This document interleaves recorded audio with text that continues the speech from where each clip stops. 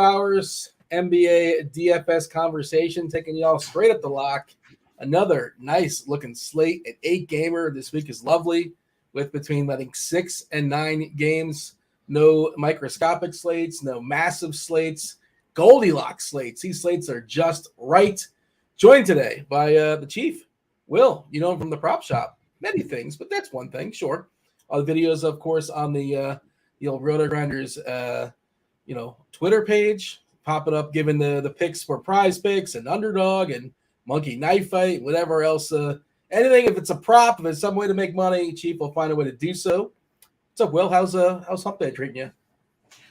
It's going, man. Glad to be here. Another day, another dollar, another chance to talk about NBA DFS. And I'm getting excited, Dean, because NFL is kind of in its premium part of the season. Let's call it premium, where we're in the playoffs. And so mostly the best teams are going to be playing each other. And, Dean, if we can make it another 2 months or so, we're going to have MLB on the cusp of starting. And so I'm very excited about that. Very excited about NBA converging with that. NHL playoffs will begin to start. It's good, Dean.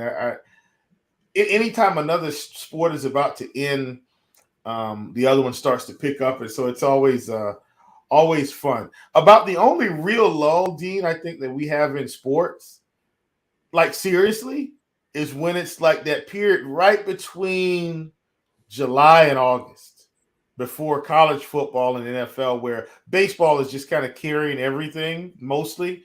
But other than that, man, we pretty much get sports year round, which is a big part of our business, the only part of our business. So it's very enjoyable, and I love it, man. So welcome aboard, everybody. Thanks for joining us. This show is not the same without your virtual bodies in the seats to watch us do our thing. So we're super grateful that you continue to choose RotoGrinders as your spot of choice for shows, entertainment, information. And listen, we were talking about this pre-show. Mr. Gerg, I want to say you're probably my favorite person on the day right now, because I was sitting here saying, when are we going to get the Washington news? I was hoping it wasn't going to be at 6. Our producer Steve said he thought 6 o'clock. Dean and myself did not chime in. Mr. Gerg, thank you. You are absolutely my favorite person right now. Dean, we can actually kick this show off with real information, because we got the Washington news, which I think was very important to this slate's lineup building, etc. Freaking amazing. Mr. Gerg, thank you. Thank you. I think Rui Hachimura might pop. Porzingis officially ruled out. Daniel Gafford officially ruled out. We're not certain about Corey Kispert. He's a game time decision. But, it's going to be the Kuzma show. We'll talk about that. I'm sure we have an if-then. If we don't, I'm sure we'll have our projections momentarily getting. Dean, can I go down one more rabbit hole before you completely go like all official RG on us? Yeah, go for it. So listen, I'm calling out Stan here. This is just funny, Stan. This is not. I'm not attacking you like actually. Okay, this is just for comedic relief. So I say Mr. Gerg. Stan says thanks, Mr. Greg. Right? Oh. But it is Mr.G ERG. Mr. Gerg, is it Gerg or is it Greg? I don't know. Now I'm confused. I need you to inform me of which one it actually. If you could just type that. I see Gerg on the screen. I want to make sure I'm right. But if it's Greg, I also want to not mispronounce it, even though it says Gerg. So, Mr. Gerg, let us know, or Mr. Greg, whichever. Let us know. Type that thing in the chat. And while you're in here, chat, we've got about 61 people, 60 plus people watching. It's 5 o'clock. Some of you are just getting off work. Some of you are on the way home. Some of you are going to pick up your kids from daycare. Some of you are about to pick up your dinner at some lovely establishment. Hit the like button. subscribe, turn on notifications. We'd really appreciate it. Back to our regularly scheduled programs with Dean Shavelson, also known as Dean 78904, if you want to get all technical. Thank you. We're getting heat news for tomorrow as well, but daily fantasy sports we care about today and today only. But yeah, no Hero, no Lowry. Bam is going to be expected back for what it's worth. 8 gamers, 6 of the 8 games within the first hour. Then we have a 2-hour break. 2 games at 10 o'clock.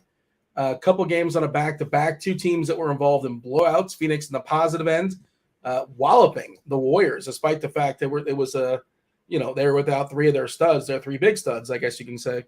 And then the Pistons, an absolute disaster. Embiid, we talked about it yesterday in the show. The only thing that stopped Embiid was the scoreboard. I don't know how much that game you caught. That was outrageous. Like there was no setters outside of Nerlens Noel, and even Noel couldn't really guard him. It was insane what he was doing out there in 22 minutes. Harden had a triple-double in the first 2.5 quarters, I believe. The Pistons.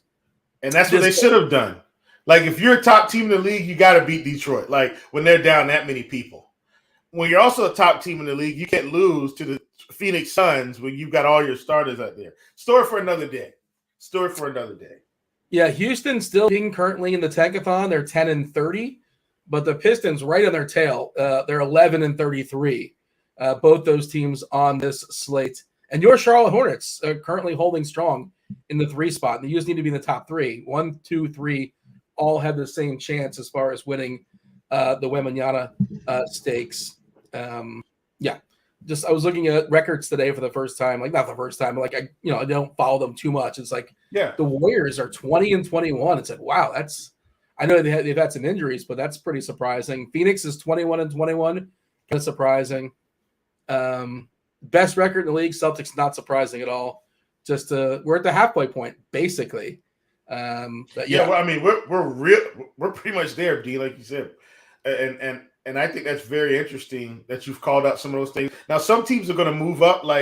For instance, Brooklyn started out, and everybody thought they were just going to be in the sweepstakes because they thought they were about to burn it down to the ground, and they said, "Oh, not so fast. We're not doing anything. Let us get it together. Let us get Jock Vaughn in his rightful place as the head coach." Clearly, Dean, and this isn't an insult to Steve Nash. I know we got to talk DFS. So for anyone that's about to be a keyboard warrior and say we got to start talking about the slate, just hang on. It's my last small point. Do we think that Steve Nash was an incompetent coach? Because, Jock Vaughn has the same job that he had in the middle of the same scenarios, and this team just took off like a rocket. Now, we're going to see how they weather the storm without KD. But, man, does this look bad for Steve Nash, in my opinion. Love Steve Nash, a basketball player. Modeled a lot of my game after him at point guard. Yeah? I took a few things from Steve Nash and put it in my pocket when I was in high school for sure, and modeled a few things after him. But, man, as a coach, it was rough. Let's just say that, rough. I think he had. I'm not giving him excuses, but he was dealing with the Kyrie situation, and I don't think the new coach had to deal with that. But yeah, they've obviously excelled of late, and they're now a top 3, top 4 as far as record in the league, and they look much better than they did coming out the gate this year. They were kind of a disaster. They've definitely improved as the season has progressed.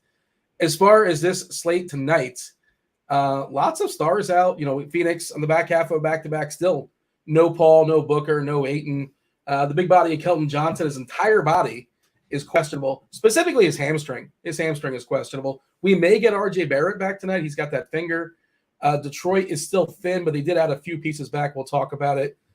A couple late stuff like Kevin Herter. He had the fish. He's ill. We're not sure if he's going to play. If he doesn't go, we'll probably see Monk, some of the wings, get a little bit of Malik Monk, and he was somebody I liked anyway. I know we're just kind of bouncing around on injuries, but I like Monk even before the news, so he's probably going to vault to top of my value plays if Herter actually sits. So just get your shares on him regardless. Even though I know we haven't made it to that game, Dean, I still think it's good information. You should be playing Monk anyway in this spot, whether Herter's in or not or out. You got to have a plan, I think. But yeah, I suppose he's fine. You're not dead if you're playing Monk and Herter's in. But like Sacramento is fully healthy. But at Houston, they do give it the most 3-pointers in the league. And what does Monk do? He shoots threes and, makes them, presumably. DeRozan not officially ruled out, but he's doubtful. Trae Young, also, he was eating with Kevin Huerter, former teammates for Atlanta. I'm not really sure they crossed paths, but he's also ill. He's out. No Trae Young tonight. Anthony Edwards has that hip, so he is questionable. So lots of stuff still up in the air that we'll figure it out on the fly as we go. And you're talking about the chat. Yeah, feel free to be interactive. We want to bring y'all in. So join the conversation. If you want us to elaborate on somebody, by all means, throw it out there. Like, what about this guy? Or why'd you not talk? Why are you not talking about that guy? Feel free. We'll do our best to bring everything in and talk about these 8 games. Trying to give a peek last second on the old Twitter and give our projection team here at Lineup HQ. Hopefully, we get an update for Washington shortly. That's why I'm trying to buy time. I'm hitting the old refresh because we got 2 of the 3 pieces. I think Hachimura is going to pop now. We have plenty of value on this slate. Last night we had a ton of value as well. I feel like that's kind of a repeat. Let's see. No, it's not refreshed just yet. But is that the first game? There's 2 7:00 games. I guess we can skip that one and go to Minnesota, Detroit, where there's also dicey stuff in the air. Yet Indiana, New York is the 3rd one. There's also, we don't know about RJ Barrett. What do you want to do? Executive decision. What do you want to start with here as far as the games? Let's see if we can. I mean, we could do some if stuff, maybe, Dean, and then go through. What do we do if RJ's in? Because I think if RJ's in, I think the big question is. I guess let's just start there since we're talking about it. Let's start with the RJ situation. If RJ's in, first of all, how comfortable do you feel paying up for Brunson or Randall? Because I don't think you're not going to play them both. The spot is still good, but it feels like one of these guys is going to take a hit, and I would side with Jalen Brunson. I think Randall still has more ways to get there in this spot than Brunson does, and because I think Brunson's scoring is going to take a hit with Barrett back, where I don't feel like even if Randall takes a hit, like he can still get his rebounding numbers. And still get, he can still do everything. Maybe he just doesn't score 32 points. Maybe he scores 26 points. Well, he can still get the 60 fantasy points on 26 points and 13 rebounds, 2 steals, a block, 4 assists, so forth and so on. Where I think if Brunson's going to hit the upside, I think Brunson's got to be hitting 25, 30 points easy to show his true upside. Yeah, I think neither are like a top priority. Like I'm thinking about position-wise as far as point guards, like DeJounte Murray, we'll talk about it. I think he's the best point guard in this slate. On DK, Drew Holiday is really, really cheap. I feel like his price is not fully adjusted, assuming he gets those 34 minutes or so on the other side of that game. Fun run back. Fox versus Houston looks awesome as well. The Dwayne Washington. And Drew's fine on both sides, Dean. Like he's 7,500 on FanDuel and 72. Yeah. I think on DK, like really, you just play. That's one of those we just play him on both. I think. Yeah, and Kuzma is going to pop obviously with him being the last man standing. No Beal for Washington, no Porzingis. Kuzma's going to be the guy there versus Chicago. I think he's got a really cheap price on FanDuel, if I'm not mistaken. We'll get to that one soon enough. I think somewhere in the 7s. Kuzma? Yeah. No. He's yeah. He's 7,400. Sorry. Yes. Yeah, that's going to be like if you're playing cash games, I think Kuzma's going to almost definitely be in that lineup. Again, giving our lineup projection team a minute to kind of figure that out. He's probably close to a lock button tonight, Dean. Like if you're playing tournaments, I know we're bouncing around, and I actually kind of like it because I think we're highlighting what's important tonight.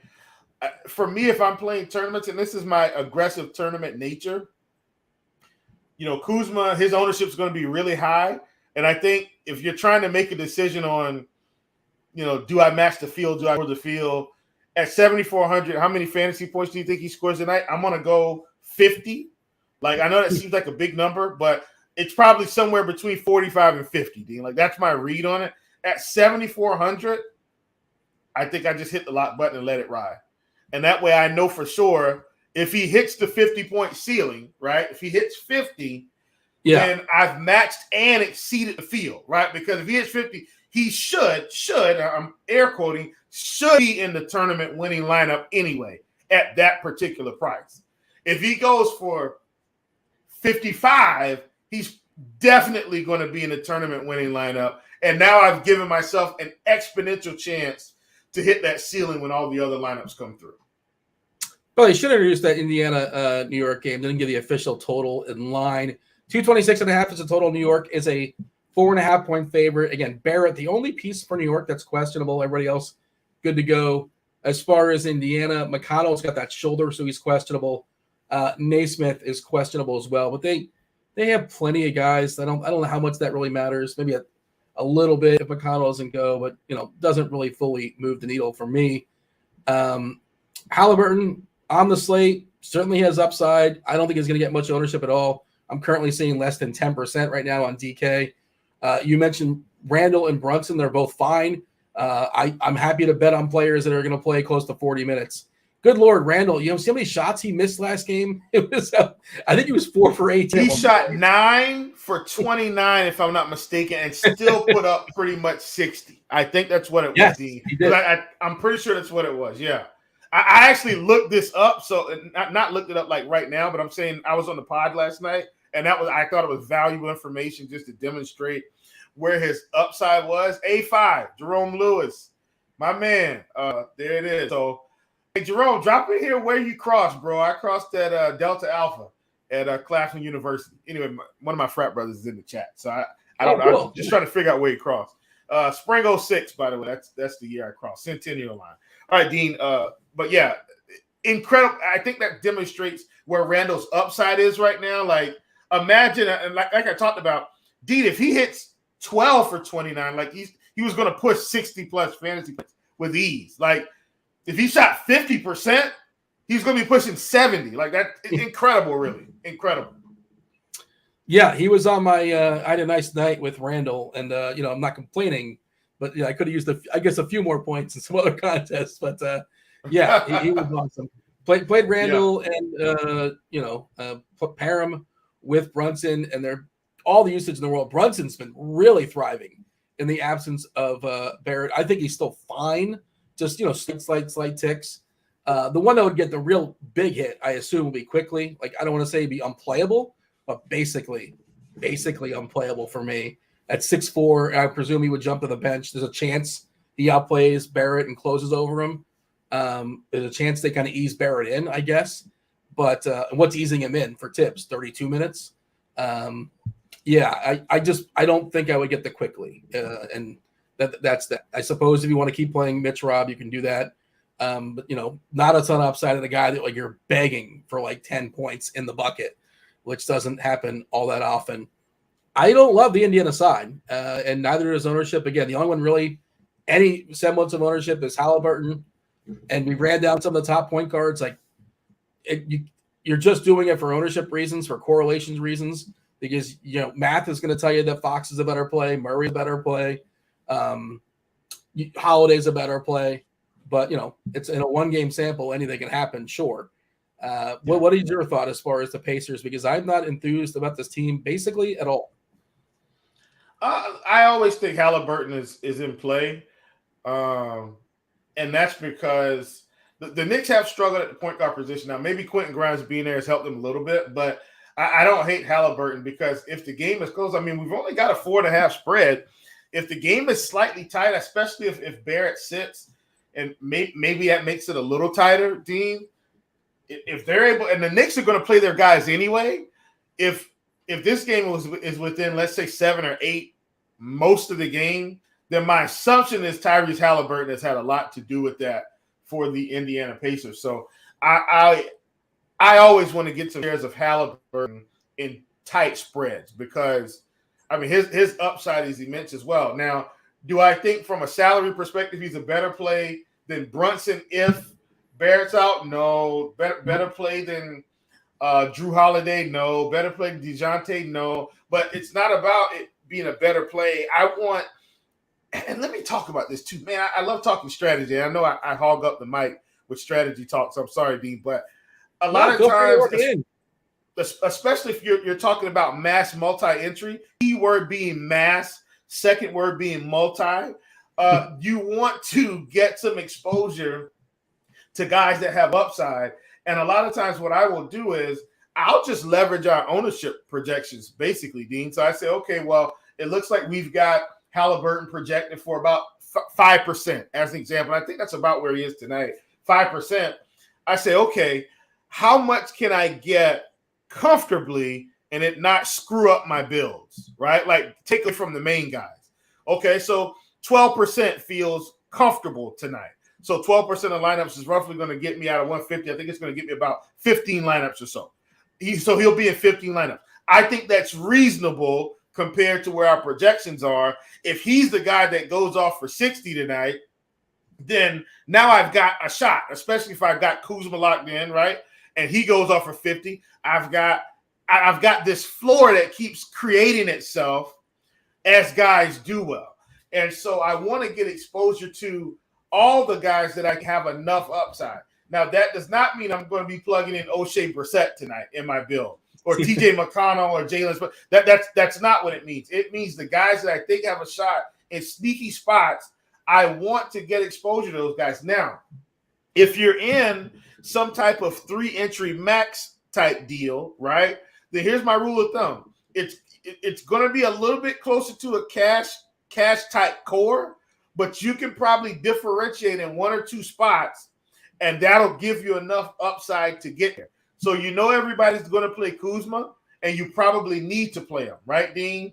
And then you kind of get this game that we're talking about, which is a comparable game for upside. You say, okay, in a 3-entry match, do I get 1 share of Tyrese Halliburton and just see what happens, right? Because if he goes off, you're probably in the minority in that contest, and you've got a shot now to take it down.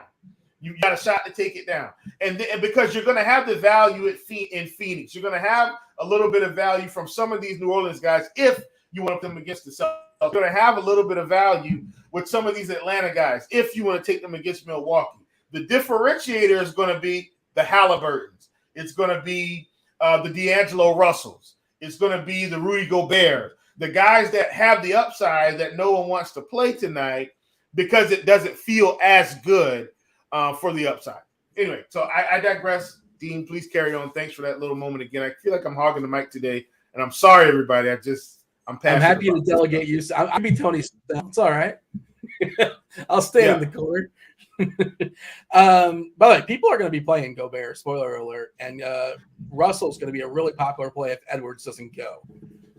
We'll stay tuned on that as far as news there.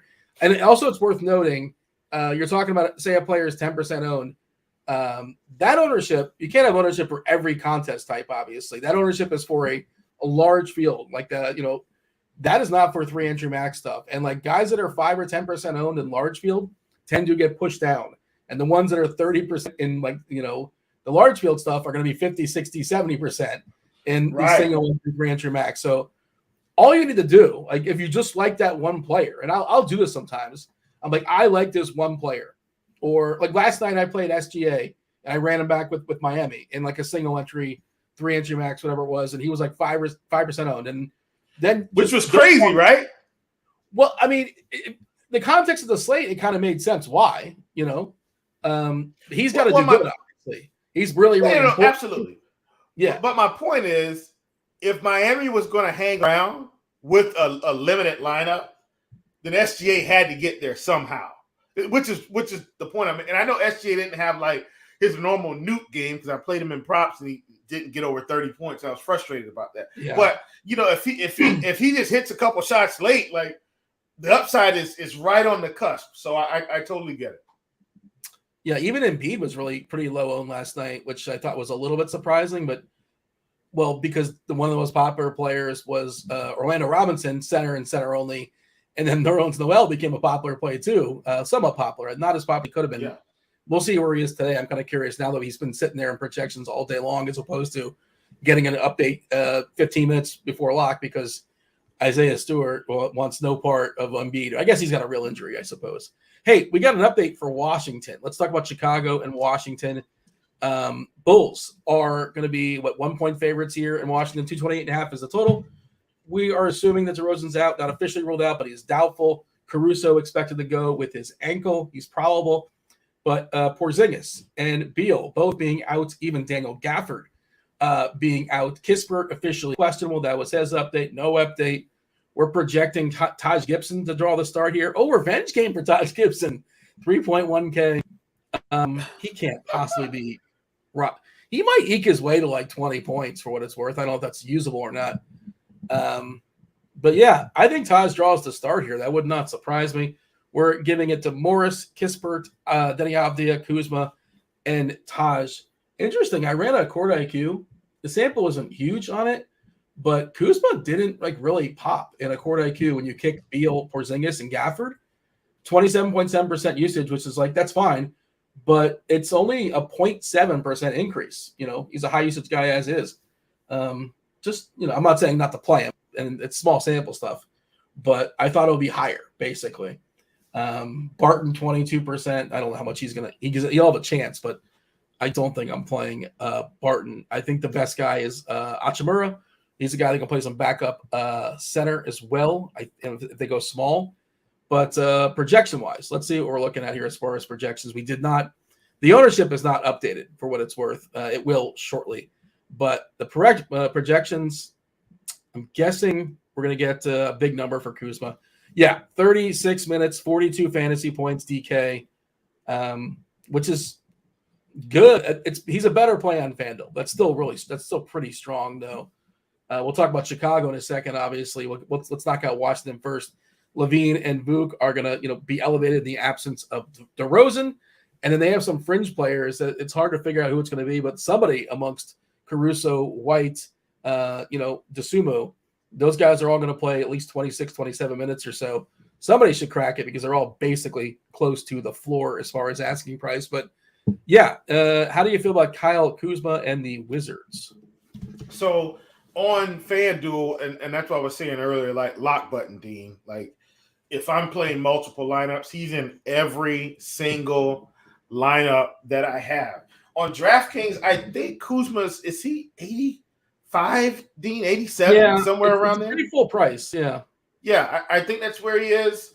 I still don't hate it because I do think the 50-point upside is there. But I think the values on FanDuel tonight is kind of like line shopping. Now, that doesn't mean you don't need to play on DraftKings because if he goes for 55-ish on FanDuel, he's probably around 50 to 55 on DK, and so he's still going to be a beneficial player for you. So I'm not telling you to not play him on DK. I'm just saying on FanDuel, he's an exceptional play. So fully invested in Kuzma.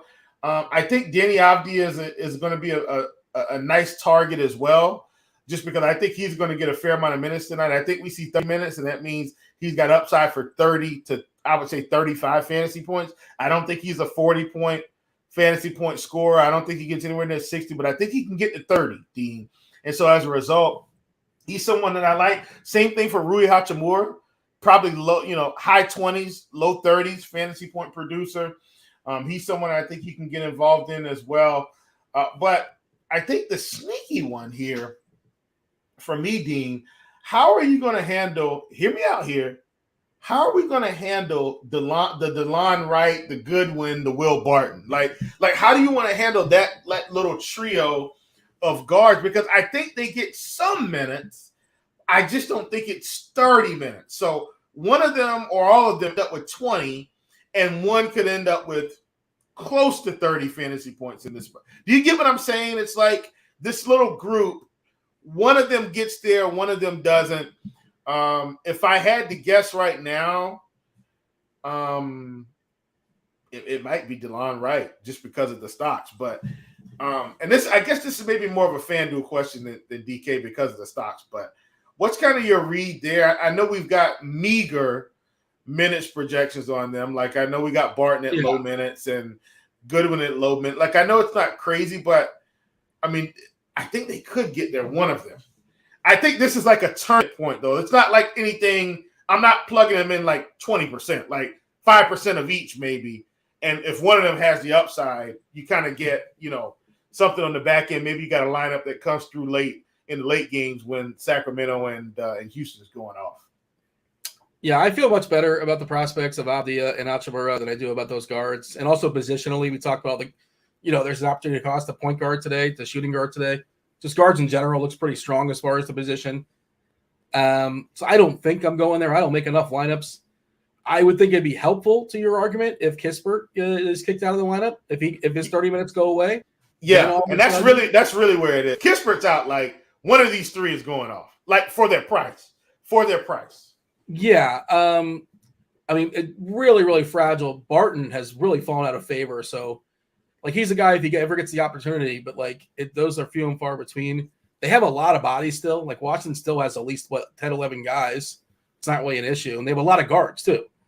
A lot of guards, a lot of wings. So their issue is size. They don't have a lot of size tonight. The backcourt, they're perfectly fine as far as availability. It's the front court where they're thin, which again, that's why we might get some small ball like Rui at the 5, maybe some Kuzma at the 5. I don't know how many minutes Taj Gibson can play. We're giving him 24 for what it's worth. Has he played that many this year? We saw Nerlens Noel get dusted off last night for 20 minutes or so. I suppose we'll talk about him soon enough. What year is this? And Nerlens isn't that old either. Taj? Or no, Noel? Nerlens Noel. Nerlens isn't like an elder statesman. He's at least 33, right? I'll set the over under 33. What do you got? The over or the under? I'm gonna take the under. Oh man, I all right. Let's see. Let's check the old Google machine. He is dude. He's 28. What? Exactly. I told you. He's not old at all. He's the world's oldest 28-year-old. That's amazing. That would be that would be, sir. Running back to the Rams. No. Who was that? No.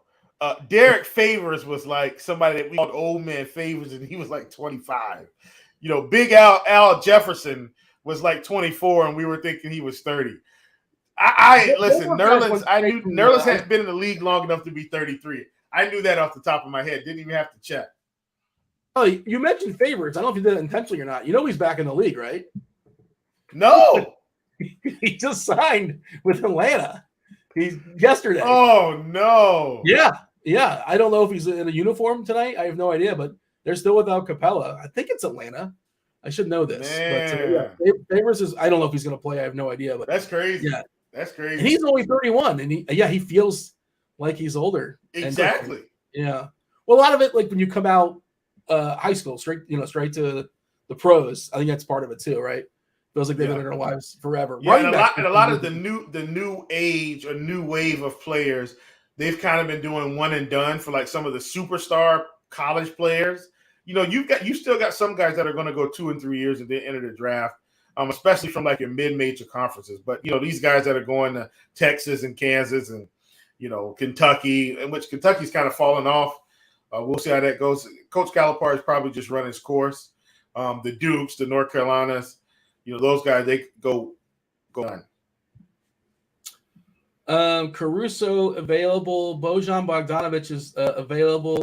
DeRozan officially out. That's no surprise there.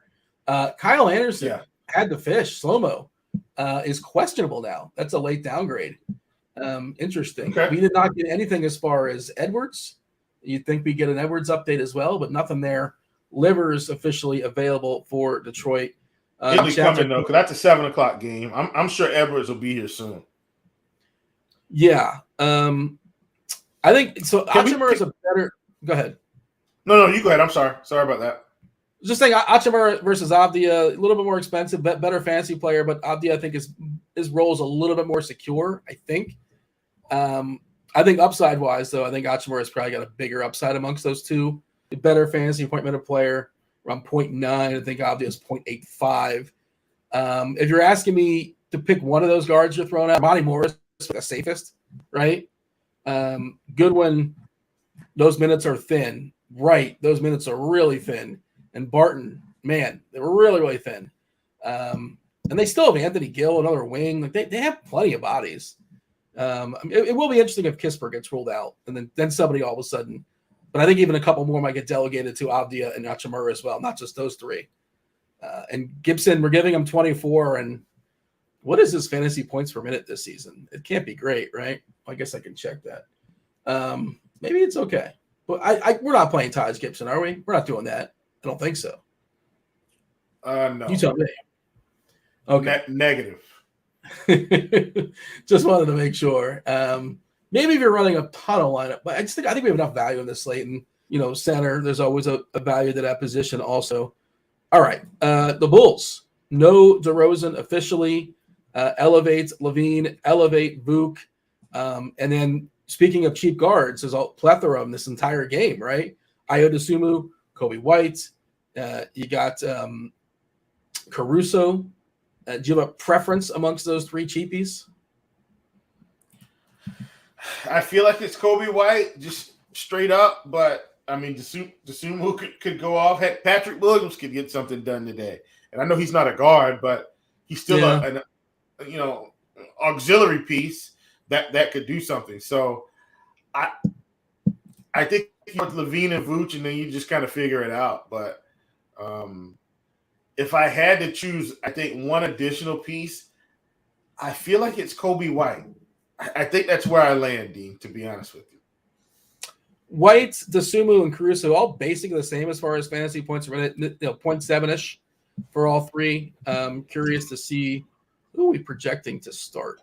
Looks like we're giving it to Dosunmu, Caruso, Levine, Williams, and Vuk. How do you feel about Levine and Vuk as big spends? I think they're both really interesting. I don't know if they're my top plays. We kind of talked like, I don't know who's going to pass Murray. Love Murray today. But Levine's got to be in the conversation. He's gotten bumped up as far as his price, rightfully so. He was in the sixes for a while, like the high sixes on FanDuel. Now he's 8.5 on FanDuel, 8K on DK, but a little bit of meat still on that bone for sure, especially with the absence of DeRozan.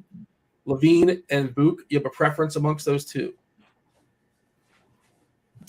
I think it's Vucevic for me. I just think he's got more ways to get there. He's not going to have like 5 or 6 assists, or he could tonight. But I got to think he goes for close to 20 or more in this game, and probably goes for between 10 and 15 rebounds. You get what I'm saying? Like they don't have a real center. Like Taj Gibson's not going to stop Nikola Vucevic tonight. So he's and a then he professional probably center. No, absolutely, D. But I'm saying like he isn't Taj Gibson at the front end of his career. This is Taj Gibson at the end of the career. Okay, he's like a player coach on the bench now. They got him there to manage personalities and talk to the young guys and say, "Hey, man, you might You're want making to him Udonis Haslem." Exactly. That's what's happening here. So I think Vooch is the guy, and that's not taking anything away from Levine here. I think Levine's going to be fine, but I think Vooch is where we want to plant our flag here. How old is Taj? Take a guess. I just Googled. Let me see. So Taj was there during the Derrick Rose era.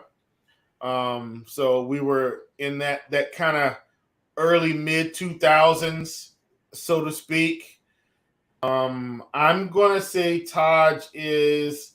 So if LeBron is, I think LeBron's pushing 37, 38. My guess is, huh? I don't know how helpful now. He just turned 38. LeBron, that is. Yeah. So LeBron just turned 38. My guess is Taj is anywhere from 36 to 37. Yeah, he's 37 as of June. So I guess 32 and because they all came in the same time. LeBron, they had those big playoff matches with the Bulls, and so Jimmy Butler was young at that time. Coming in after Taj, and God, so yeah, there we go. Anything else as far as the Chicago Washington matchup? 7:00. Some good pieces here for sure. Anything else worth talking about, or shall we move on and talk about Minnesota and Detroit? Let's talk Minnesota, Detroit. All right. Minnesota, 6-point favorite here, 232. Detroit, we know how horrific they are defensively. They got exploited last night. We know how thin they are inside, got exploited last night. as far as their official, who's in, who's out. But they're going to get Bojan back tonight, so that's a shooter. But Stewart and Duran, their two beefiest guys, are not available. They're going to be out. We're projecting Nerlens Noel to start once again. He didn't play the fourth quarter. I guess he could have went longer. I don't think he's played more than like 20 minutes the entire season. And Bagley's still out too. He was also playing some backup five. So again, all their bigs, again, they are super, super thin as far as girth, as far as length, as far as defending. Rudy Gobert. People hate Rudy Gobert. They do not like rostering Rudy Gobert. But, this feels like a matchup. And obviously his offensive game is limited. But it feels like he's got no Russ Wilson in him for sure as far as his offensive game. But, who's going to stop Rudy Gobert if he's like around the rim? He should be able just to smash, right? Theoretically. Yes. He should. I definitely think he should be able to smash, Dean. Like, that feels like the correct read for me. Like, he definitely should. Will he, though? Also, no Anderson, too. Like, no, I'm sorry. Anderson's questionable, not officially out. But that was a late ad for what it's worth. Rudy is a weird cookie, man. 25% ownership right now in PK. That's a huge. No, but here's the thing. I like Rudy for what it's worth. But Rudy is a guy I'm always going to play when he's what I feel like is a little bit too cheap. And the spot is good. Like, I think that's why you're playing Rudy tonight. This is a good spot against Detroit. So you're hoping he comes out, does his job, and you can ride that thing to the money. He's been bad this year. Like, his blocking rate is way down. But like, again, matchup against Detroit really should enhance things, and just specific, like, there's really nobody that can subdue him. Like, there's Nerlens, he'll try.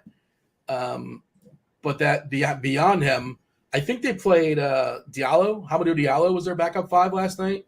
Maybe Bojan would be a backup five. I don't know who would. I'm just trying to think.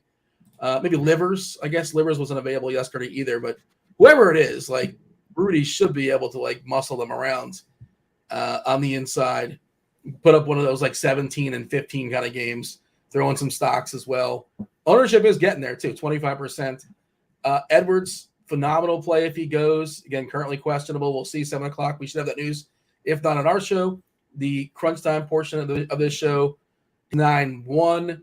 We kind of like Anderson in our projections. We like him a good bit, actually. 5.4K, 31 fantasy points, getting like 14% ownership. But again, he is questionable.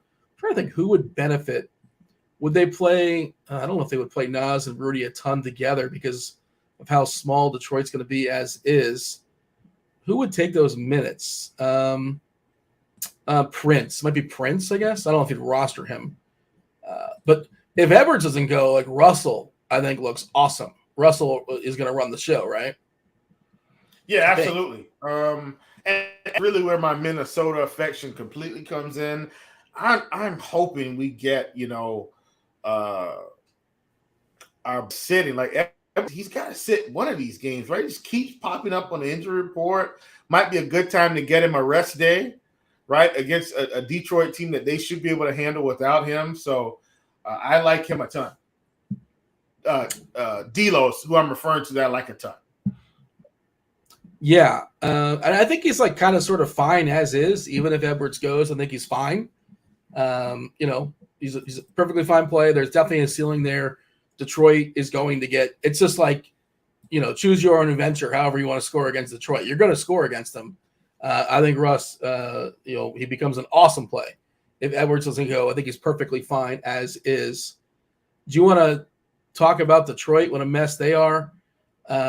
Noel is still, nothing changes as far as the salaries back-to-back. He's still minimum. He's $3K. We're giving him 24 minutes. We're giving 22 fantasy points. He's a decent fantasy point per minute player. Good stocks guy. He actually hit a 3 last night. And B just like he was laughing about it too. But that's not in his game. Do not expect him to hit a 3 tonight. I think it was his 5th of his career or something like that. I was watching the game. But he can get boards and putbacks and dunks, and obviously the back end of his career, way younger than I expected. I could not believe he's only 28. That's wild. Yeah. Nerlens Noel is 3K on DK and hitting some lineups. How do you feel about that?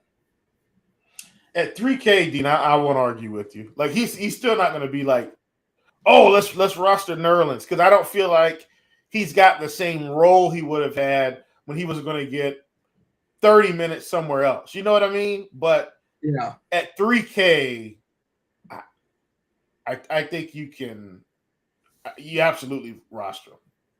0.9 fantasy points per minute in this season for what it's worth. Not a huge usage guy. It's not how he gets there. 12% usage. He does other stuff, stocks and boards, namely. Most popular player for the Pistons is Nerlens. This is getting 12%. Bojan getting 11%. Bay 11%. Ivy 9%. I mean, the thing with Detroit is they're going to play like 11 guys, and they're all going to play 15 minutes. And most, if not all of them, don't play more than 32. Like they all play some, but most don't play enough to matter. But I guess the price kind of bakes it in as well, too, right? With all of them getting like a mid-20s, low 30 as far as their minute delegation. Do you have a preference or a favorite amongst all these Detroit guys? They're asking in the chat about Hamidou Diallo. It's thin. There's more guys that are back tonight. We're only giving him 21 minutes. He's a pretty good fantasy point better player for what it's worth, 0.92. If this game gets out of hand, I guess he's a potential mopper. They did get rid of the G League guy. He's gone, so he played the entire fourth quarter yesterday. Probably wouldn't be Burks, old Marcus man Smart, Robert Williams are out. RJ Barrett playing and will not have a minute. Of course not. Tibbs won't allow that. No, not at all. Not at all. It's a finger too, right? So he should be fine as far as yeah. And Boston's on the front end of a back-to-back, and they're going to play Williams tomorrow, and they're going to rest Horford tomorrow. Spoiler alert. He's fine. It's just that there's no reason to play him tonight because they're in cruise control already. Smart out is kind of interesting. Okay, we'll talk about that soon enough. Do you have a preference amongst these Detroit guys, or is it all just sort of a big pile of meh? Yeah, I think a big pile of meh. Like, for instance, if Bogdanovich was out, I probably would have been a lot more interested in Killian Hayes on DK. But I mean, with Bogey back, I don't see it. All right. Anything else that's worth talking about, or shall we move on? Let's move on, sir. All right. Milwaukee at Atlanta. 229 is a total. Milwaukee's a 5-point favorite here. Giannis Antetokounmpo, certainly one of the best studs on this slate. Atlanta is thin. The absence of Trae Young, the absence of Clint Capella. They did add Derek Favors. Not sure if he's dressing. I don't think he has a price anywhere as far as the salaries. I would recommend it. I don't see one, Dean. No price, I don't think. Yeah, on the lineups page, like his name's not highlighted, like he's there, but it's like faded away. So it's like, yeah, we're acknowledging his existence, but yeah, we're projecting Aaron Holiday to start for what it's worth for Atlanta. It's possible that could be Griffin. It's possible that could be Bogdanovich. We'll see. Stay tuned. They did introduce Kaminsky, played some backup 5 last game, which is annoying. I'm not saying that's going to happen going forward, but that did happen, and that hit Collins to some degree. But DeJounte Murray, that's the star of the show. Giannis Antetokounmpo. This is a fun little game stack here. I think Hunter's going to play a pile of minutes as well. How much do you have to prioritize DeJounte? Not sneaking up on anybody tonight. As far as ownership, I think it's going to be somewhere in the 40% range. And I think it's 40%, but it's warranted, right? I mean, he should be. I mean, this is him playing without Trae Young. Like, this should be the DeJounte of old, where we're getting a full, our full course meal of DeJounte Murray tonight. Dean, points, rebounds, assists, stocks, and don't forget the turnovers. He's probably going to have 5 turnovers tonight, Dean. But everything else should make up for that, right? So I think this is a good spot. Atlanta has enough, as long, Milwaukee's still down Chris Middleton. So it's basically Giannis and Holiday. And then we've got DeJounte and like a crew of guys. So Bogdanovich is going to come off the bench and play well, I think. John Collins is going to play okay. Okongwu may be in foul trouble early. Who knows? Hunter's going to make some shots. Aaron Holiday is a professional. Like, Frank Kaminsky's been around the league a little bit. AJ Griffin's young is going to play. They've got enough to compete. Now, could this game get ugly down the stretch? It could, but I think this is enough for them to compete. They're at home too, which should help. I like this spot. DeJounte should be just fine.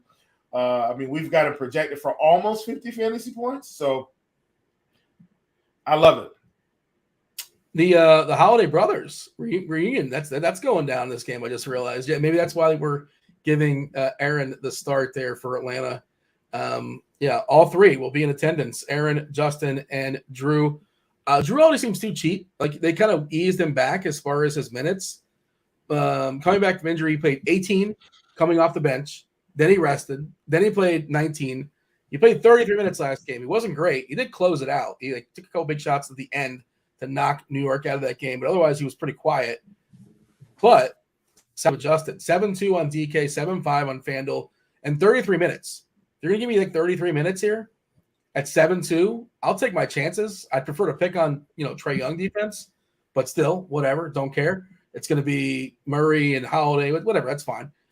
Young's obviously not a great defender. But how do you feel about Holiday? And, of course, we should not ignore Giannis Antetokounmpo. He's awesome. He smashes. He's great.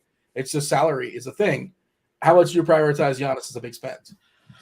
Well, I think I prioritize him enough to get it just as much as the other guys.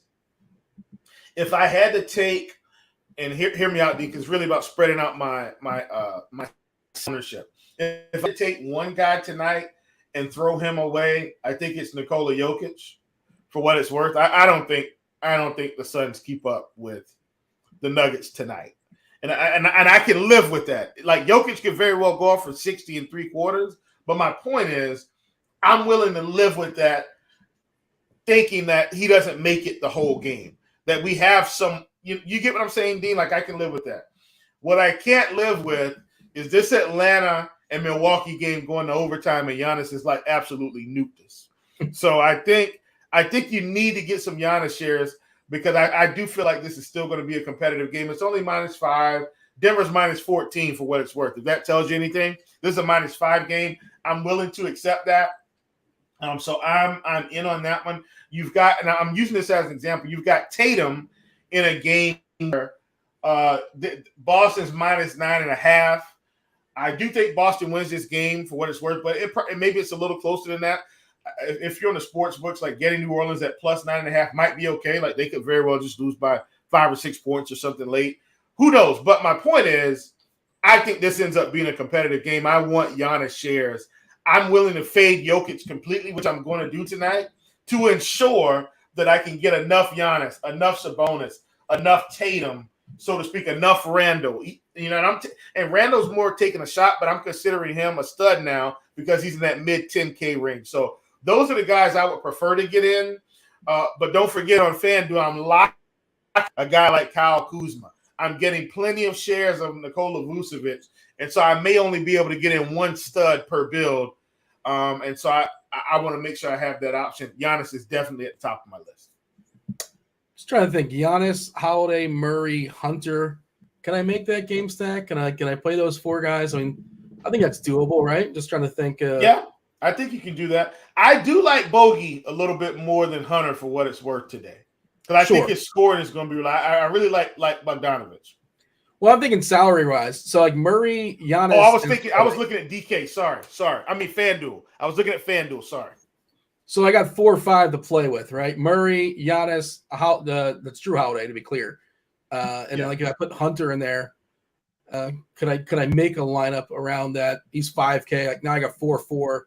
I mean, you can do it. There are some, there's some cheap Chicago pieces. There's some cheap pieces we'll talk about. There's Nerlens Noel. There's some cheap Detroit pieces. This is something you can do. And also, by the way, I think it's just worth noting, you talk about blowouts. It's hard to predict blowouts. Some look more likely than others, but it's just this slate, right? So we didn't get all of the games. But Sacramento, 10-point favorite over Houston. Memphis, 14-point favorite over San Antonio. Denver, 14-point favorite over Phoenix. Boston, 10-point favorite over New Orleans. We have tons of games that are expected to be, potential blowouts. Minnesota certainly could blow out Detroit theoretically. Other games are pretty tight, but I think game stacks are a little bit more encouraged tonight than they are most nights. It's just sort of my read on that. Do you have a thought as far as that? Yeah, I definitely think that's the case here, just because of how things can work. A lot of times too, Dean, what really helps the game stacks is the value, right? So like I'm looking at, and I'm going to use the Bulls game as example because I really like Vucevic tonight. You look at this game, and I'm mostly talking FanDuel pricing right now. I'm going to plug a guy like Kuzma in, and then I'm probably going to get in a guy like Denny Avdia and maybe some Rui Hachimura. But then on the other side, I can get Levine, I can get Vooch, I can get Kobe White. You get what I'm saying? So because of the pricing, it yields pretty good results. And then I can still go and pick up, a pretty good stud if I like. I might have to back off a little bit. Like maybe I can't get the Giannis, but I can get the Randall. Or maybe I can't get the Randall. I can get down to De'Aaron Fox, who we'll talk about later. But you can make some things work with these game stacks with some of these cheaper pieces. Hunter projected by 35 minutes and like just 5K on DK. I like him a good bit. Somebody in chat mentioned Connaughton. Like I don't like messing with. I mean, sure, I suppose he could be. It could be Grayson Allen. We saw Jingle and Joe had a big game the other day. Like I don't know which one of these guys is going to rise up. They're all cheap, and it's sort of like the Chicago cheapies. Do you trust? And for me, typically, unless guys are out, outside of Middleton, it's Giannis, it's Holiday. I think Portis is generally too expensive because he gets priced up after he smashes when Giannis is out, but he's in, so he's probably overpriced. Lopez he's a constantly just kind of like he's a center and he just puts up his 25 points, maybe 30 points, and that's it, and that's fine. But rarely does he break a slate. I'm not going out of my way to play anybody here as far as these wings in Milwaukee. Connaughton's fine, not discouraging it, but do you like any? Is there anybody that's worth highlighting here? I don't see anybody that's priorities in any way. Nah, I mean just Giannis is the priority. Drew Holiday. Oh, let me mention this. I do think Brook Lopez is close to a priority on DK. He's 5,500. Like that's way cheaper than 65. I think Brook's got 35, 40-point upside. I don't mind Brook Lopez for what it's worth. It's a pretty fair price. Yeah, I don't hate it. Like if you're game stacking, but I also don't think he's breaking the slate. But let's move on. Let's talk about. But dude, if he's 5,500, he goes for 32-ish fantasy points, and everybody else does their job. Like you're in a position to take down the GPP. Okay, if he puts up 32 though, so Dario Saric is like 3K and he could put up 30. Bismack Biyombo's 3K and he could put up 30. Nerlens Noel is 3K and he could put up 30. Like that, those are the guys that put stuff up.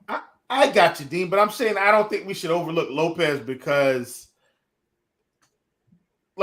he's 6,500 on FanDuel, and we've seen Lopez put up some game. Lopez could go for 40. Like that's really all I'm saying. It's really more about him being 5,500.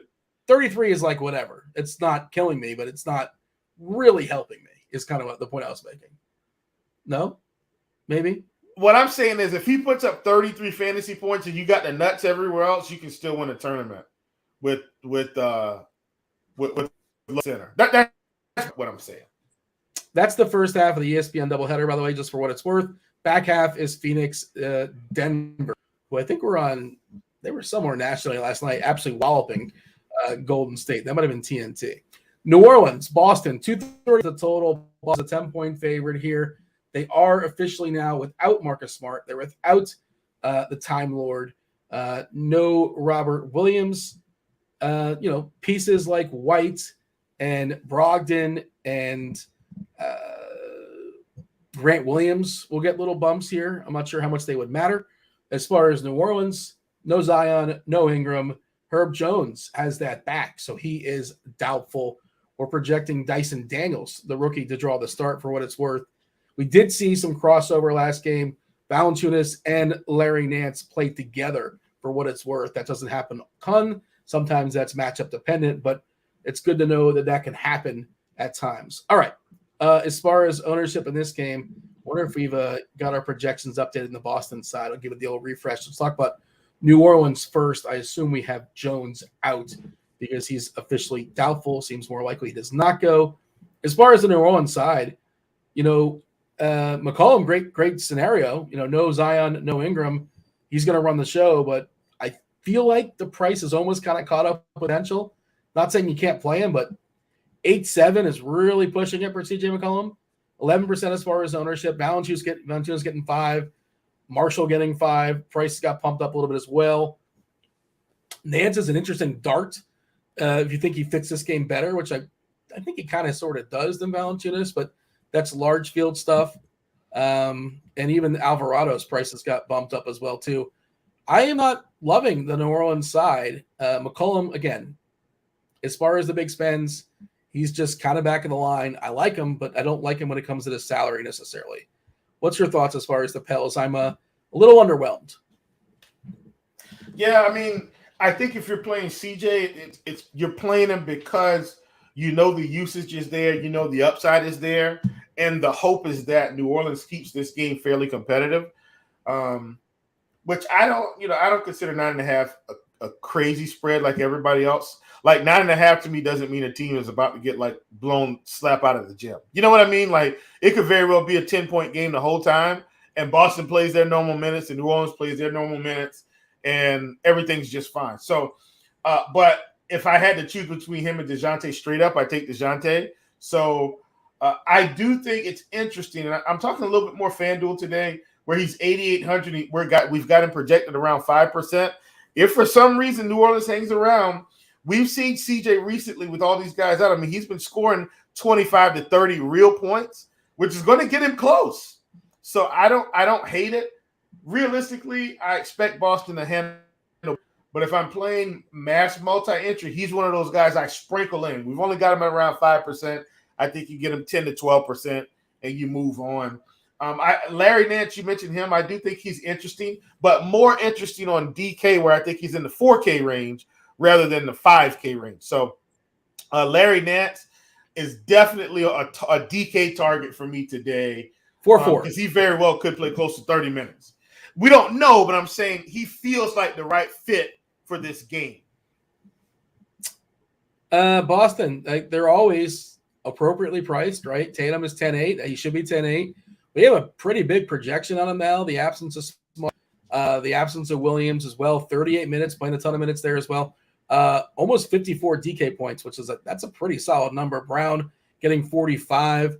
Ownership is reflecting this. Tatum at 18% now. I think he's taking a little bit of a jump as this day has progressed. Horford at 13%, mostly because, well, Williams being out 1 and 2, like his price is dipped because he's been bad, right? Grant Williams, awesome game on Monday night. Price bumped up to 4K, but should draw the start, should play close to 30 minutes. Certainly in play in the pool, 7% as far as ownership. We're not getting much in the way on Brogdon coming off the bench, kind of limited. He only plays so many minutes. We're giving White 32 minutes, but again, that position's tough. A lot of competition there, so only 5% ownership for him. How much do you like Tatum? If you have one big spend today, is it going to be Tatum? Probably not. You tell me. I like him. Not discouraging it. If I've got one, it's definitely not Tatum. Like if it's just one, but luckily for me, we have multi-entry, folks. And so I really like Tatum today. I think he's someone you consider. Now, is this the game where he goes slap off? I don't think so, but I don't know that, Dean. How many times have we seen Devin Booker on a random Thursday just drop 70 points? You get what I'm saying? My point is you don't actually know when the actual slate-breaking performance is going to occur, and it very well could be tonight, which is why you take them in these types of – if he comes out and he's on, I mean, perhaps he scores 40 real points here in a very meager amount of minutes. So I like Tatum. I think he's someone you include in your pool for sure. Javon wants to know Vuk or Levine. Who's your preference as far as the Bulls? If I had to side, I would side with Vuk. Can someone please tell the mayor that I try not to? Actually, I don't even want to say try. Like I don't use profanity, so you could tell him, and I don't judge anyone. Like that's just my choice. But that's so. Yeah, Yappy, don't stop calling me out here, buddy. You're my friend. Was that replacing is that what that was? A slap off is another way of saying yeah. Listen, Yappy's my boy, man. Listen, you know what? At one of these days, we got to get Yappy to the headquarters and just let him hang out with us. Like he's the mayor, We got to get Yappy to the headquarters one day. You plan on going to Nashville? Oh, D, you know it. I wouldn't miss this for the world. I will be in the Music City. Sweet, good. Yeah, that'll be good times. It's been too long since I've been to Nashville. McConnell, by the way, officially in. Naismith is out. And Miguel Rojas was just traded to the Dodgers. Interesting. He's like the heart and soul of that Marlins team. And he's actually a friend. My buddy's friends with him, his family. So, all right. He gets free. Herb Jones was just ruled out as well, as we expected. That was not no surprise there. Anything else? So, this is going to be a catch-up game. I'm just telling you. So, you can ask as many questions as you like. I'm going to have very minor answers. I promise this is like the catch-up game of all catch-up games. Spurs, Memphis, 238. I'm not playing anybody. 238 total. 238. The Spurs are the worst defense in the league. Grizzlies, probably biggest total team total on the board at 126. This is one of those, like, what if this game is close? It probably doesn't. They're 14-point dogs. The big body of Keldon Johnson's questionable, right? Theoretically, if he's out, some stuff will open up for the San Antonio side. I guess I'm not selling you. I'm trying to sell you. KBD is also questionable. He's got an ankle. Ja expected back. Brandon Clark is out. But if you think this game's going to blow out, and you're talking Fanduel specifically, Tillman is a power forward, and he's 3'9" over there. 3'5" on DK, but he's center and center only, which is kind of annoying. But if you want to play for the blowout, I don't think Tillman's completely nuts. I pulled up the ESPN's schedule, and it says next to it tickets as low as. This game has the lowest ticket price according to the tickets as low as. How low do you think the cheapest ticket is for San Antonio, Memphis, the Grindhouse? $13. $3. Oh man. The transaction fee is like 17, probably. That's how they get you. But I'm sure that's what it is. But listen, so funny story. Since we got some time, because this I'm not playing anybody from this game. So you don't have to ask me any questions. I'm legit not playing anyone. And I know you said 238 total. I know you want to talk about it. I'm slightly being facetious, but I'm still not playing anyone. But I can still give analysis. Back in the day when I lived in Charlotte, I could go to Bobcats games for like $2 and $3, and it was so fun. And look, you had to kind of sit in the upper deck for a lot of those, but I did not care. I made sure that I went to as many games as I could for $3. Just being in the environment alone was worth the cost of admission. You know what I mean? I was there with Bobcats. Yeah, I forgot the Bobcats. Yeah, $3 games. You can't beat that. And Dean, here's the crazy part: if you took the light rail on Wednesday nights, then if you went to the game on Wednesday, the light rail was free. So I spent $3 to go to the game, and I could also ride. What's that? Popcorn, beverage, or no? Nothing. Just no. You know, yeah. I would get popcorn and stuff, but yeah, I could ride the train for free to the game because I had a ticket that cost me $3. I spent less in gas going to the game and riding the train. It was insane. So good times when the Bobcats were around, man. Good times. People on Twitter, they to put a logo and they'll say, who's the first person you think of when you see this logo? I say Bobcats. Who's the first person you think of? Gerald Wallace. That's what I had. Yeah. Who's the next guy? Yeah, only all-star. After that, probably Emeka Okafor. Oh, I forgot about him. Yeah. After that, probably Kemba, Ramon. Kemba's kind of still more of a Hornet to me. He came in with the Bobcat. Please don't say Adam Morrison Taylor. Come on, stop it. But Adam Morrison does have his spot in history for Phil. I get it. Didn't he play in Europe or something? Is he still playing somewhere? Or am I imagining that's somebody else? I think that's somebody else. I don't know. I don't know. Okay. Oh, MKG is a good one too. Rob throwing that out. Yeah, MKG. So many bad Hornets drafts, man. To think, so Dean, just so you know, the Hornets could have easily had Devin Booker. They could have easily had Donovan Mitchell. Like, there are a lot of players that have come through the draft that the Hornets could have easily taken. And out of all those big draft picks we've had, the only one that was a real hit was Kemba Walker. I'm talking about Bobcats specifically, because clearly with the Hornets, it looks like we've hit on LaMelo. Like, that was the right fit, the right pick. We took LaMelo. It's what we should have done. And now we're going to be in the Wembanyama sweepstakes. So if we hit that, and hopefully I'm pronouncing his name right. If not, I'm sorry, folks. But we're in the Victor sweepstakes, and let's keep doing it. Gerald Henderson was a good, solid player. He had some hops, but God, so many mediocre teams. Who was the Bobcats' first ever pick? The organization first ever pick, I think, was Rex Chapman, if I'm not mistaken, if that's what you're asking.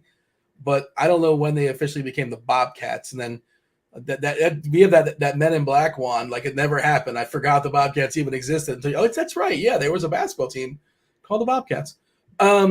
Just acknowledging that, like, if this game is somehow close, man, it could be a lot of fun. Like, Ja is going to do whatever he wants. Triple J, no ownership really coming in on it. Again, Keldon, if he plays, is like interesting. No, Saul obviously is already out, but this is one of those, like, maybe stack it up or nothing. But yeah, I respect this. Yeah. Hammer talking about Larry Johnson, Grandmama. Grandmama. Yeah, he had those commercials on was that Reebok? I don't remember. Was it Reebok? Yeah, and he was also in Family Matters. If you watched that show, Grandmama was in there and played some pickup basketball with Steve Urkel. If you guys followed that show, he plays ball in real life. I have a friend of mine who played with him and said he's a ball hog. Apparently, he thinks he's better than he actually is. But yeah, is that Stefan or is that Steve Urkel? It's Steve Urkel. No, that was Steve Urkel that played basketball with Larry Johnson on the court there in a 2-on-2 tournament. So there, if you guys want to take that trip down memory lane, yeah.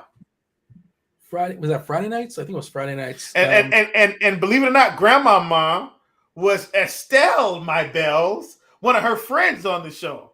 So how about that? Estelle Maybell. Good memories. Good memories. Phoenix back-to-back traveling to Denver, another potential blowout, despite the fact they walloped Golden State and Golden State. Denver, historically a tough place to play on the back-to-back. A lot of times they link it with Utah. So those two teams, in the air, back-to-back. But that's, it's Golden State and it's Denver. Despite the fact that Phoenix was awesome last night, they are 14-point dogs. It feels like they're like, hey, we stole it last night. Like, now they're playing with the house's money, and maybe they get walloped. We'll see. They did sign Saban Lee for what it's worth. Not sure if he's available. I did see Derek Favors is available to play basketball if necessary tonight. But we're looking at, 9 bodies, 10 if Lee is available. Chris Paul, Ayton, Shamet, all out. Payne, Booker, Cam, Johnson also out.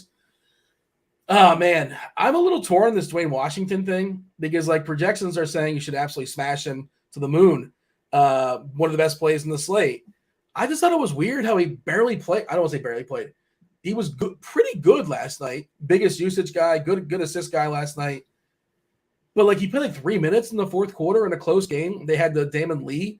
Damian Lee stole his minutes. Again, maybe I'm just being paranoid, but I thought Washington was going to play 35 minutes last night, and I believe he played 27. But he's still a good play under that circumstance because his usage is awesome. But I don't know. I'm just trying to red flag him unnecessarily. But there is some value here in the Suns. They pulled the old okey doke. They said that Jock Lando was going to draw the start, but out of nowhere was Bismack Biyombo's music. I think Bismack makes more sense than Landale to draw the start against Jokic. He's also 3K still in minimum and probably gets around 20 fantasy points. Maybe he gets in foul trouble. We'll see. Got to hold down Jokic. We saw Bridges smash last night. If this game gets out of hand, he's the first one off the court probably. But if it's close, it's probably because he's doing things. Torrey Craig also had a big night. And then there's Dario Saric. Chat was talking about his 2-point floor. Yeah, the floor is not great on Dario Saric, but he's also a guy that smashed last night. He started. We were assuming he's starting again. Not a lot of Kogi, Landell, Wainwright, Lee off the bench. Both Lees, if Saban's available, but that's only 9 dudes, maybe 10. There's some value here. This is how you kind of make stuff work, but the matchup's not great. Back-to-back in Denver. Tough, tough matchup here, but your Suns take is what? Yeah, so this is where it gets tricky, right? Do I think the Suns can get blown out? Yes. Do I still think they're viable for fantasy? Also, yes, because of the limited body. So they could all play 30-plus minutes and lose by 30. Lose 120 to 90. And everybody could still get there in some capacity, especially for a guy like Dario Saric, who's at what's he on DK? Because he's 3,800 on FanDuel. He's like 3K or 3-1. I'm getting to it right now, but yeah, he's 3.5. My apologies, but he's still. So even at 3.5, if let's say he goes for 28 fantasy points, right? Like that's still fine. Like that's great for 3.5 or 3.8. I'll take that every day of the week. I think if I had to kind of look at these guys, I'm going to rank FanDuel now. I guess maybe Dean, why don't you rank DK, which you probably have already done that, the expert survey. But for me, I think if I was ranking Suns like on FanDuel, I think I go Dario just because of the price, right? Like he's 3,800. I think you go there. I think after that, for me, it's probably Bridges, then Dwayne, then maybe Damian Lee. Like that's kind of my rank. Like I think Biyombo would still be like kind of on the outside looking out if I had to kick one out. Dwayne being at 5,700 on FanDuel is the only reason why he's kind of just behind Dario Saric, if that makes any sense. And I think that's the right call. So Dario, Bridges, probably maybe Damian Lee, Dwayne, Torrey, Bismack. That's kind of my order on FanDuel. DK, it's Washington again. I'm just a little apprehensive, and the reason why I'm bringing this attention is because he's like 45% owned, and he played officially 27 minutes last game, starting. He played in the fourth quarter. He did not close. He just played from 5 minutes and 40 seconds to 3 minutes, and that's it. And that was only to give Damian Lee a rest. Damian Lee played 30 plus minutes off the bench. It's peculiar is all. I'm a little bit concerned, and I don't know if they were thinking back-to-back stuff, and again, they were ahead. I don't know. It's just and he was a high-usage guy. He is a high-usage guy when he's out there. He was making his threes. We saw 40-plus minutes out of Bridges for what it's worth. Landell played 22 and change. Biyombo played 17 and change. Where did those other center minutes go? Biyombo didn't play. Let's see. Who was playing center? Is that Saric and Okogie? Close. They didn't really have a center at the end, looks like. Bridges, Lee, Ish, Wainwright, Okogie, Craig. That is a super small team the last minute or so. I think the game was in hand, though, then, basically. How about the other side of this game? Well, run it back as far as Denver, Yeah, this is the tricky part for me. Like, I'm kind of not interested in the other side of these games that I think are going to be blowouts. And I do think Memphis and the Nuggets are going to get a hold of these teams tonight. And it's just the prices, Dean. Like, Jokic at 11.5, I don't think it's worth it. I don't think it's, that's kind of a stance. That's a stance that I'm going to take. And I'm talking FanDuel price. Jamal Murray 8K. Like that's not good for this spot. Aaron Gordon 6,800. I'm fading those guys, and that's why I was apprehensive about Memphis as well, where Jaren Jackson was 8K and Steven Adams 7,300. Dylan Brooks 61, who barely hits that in a competitive game. Aaron Baines 74. Ja 10-1. Ja might be okay, but I think I want to just fade these guys and get away from these bad games. I like Murray a little bit at 6.9K and DK, especially only 2% ownership, but he's kind of stuck in the middle because, a lot of the big spends we talked about we like Murray a good bit, as far as spending up at the point guard position. Holiday, we talked about liking him. and there's some cheap stuff as well. Washington, the Bulls are really cheap. Washington, the actual Washington Wizards have cheap cards, especially if Kispert doesn't go. Murray kind of in the middle. Getting 2% ownership seems a little weird. He's been getting some run in the, more run of late, 35 minutes projection, playing with the second unit as well. Him and Jokic is basically the only thing I'm interested in. We should knock out Phoenix and Sacramento. Oh, this is an easy one, Dean. That's why I was trying to do the catch-up game for you, but you didn't want to take the bait. Well, I mean, okay, I'll introduce it and just throw it to you. 236.5 is the total. Houston is a 9-point dog here against Sacramento. The only person we're worried about on the Sacramento side, Herter, is questionable. He is ill. If he does, more potential for a guy like Malik Monk, maybe Terrence Davis, if you're being super, super ambitious. Houston fully healthy. Stack it up. No. This is the analysis. It's very quick. It's to the point. It's sharp. Stack this game up. It should be fairly competitive. If Kevin Herter is out, if you're on FanDuel, and let's say you're building one or two lineups, what I would probably do is just plug Kevin Herter in and then swap him for Malik Monk if he just happens to be out completely. And that's how you kind of block that off because you want to get exposure to that game.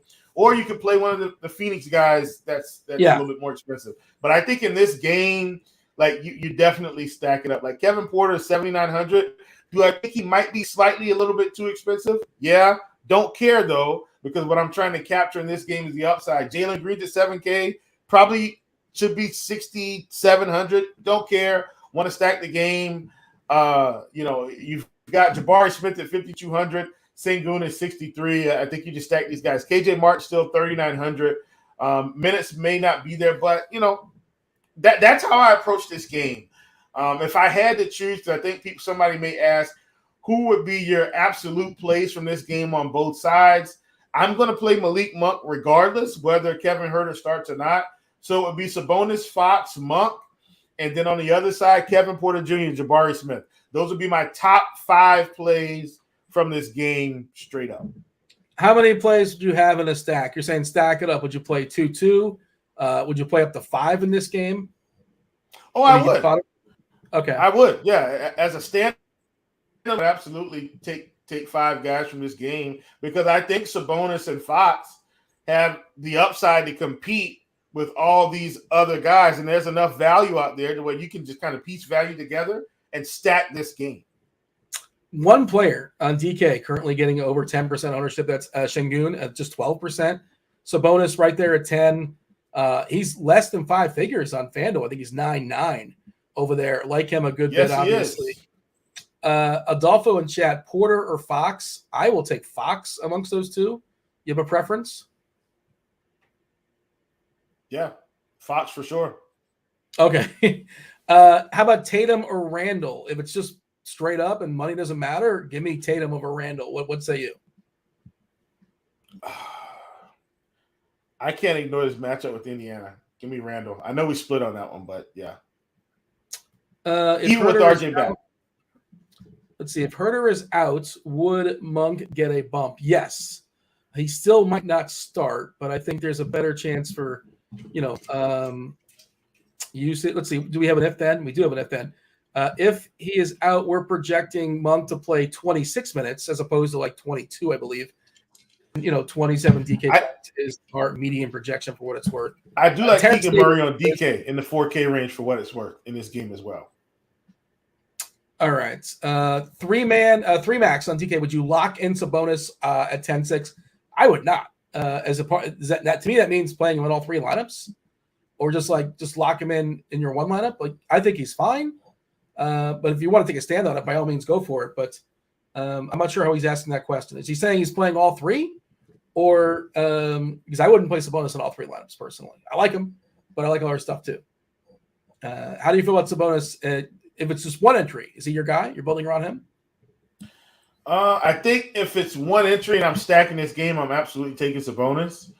If not, then I probably don't get Sabonis in my single entry build just straight up.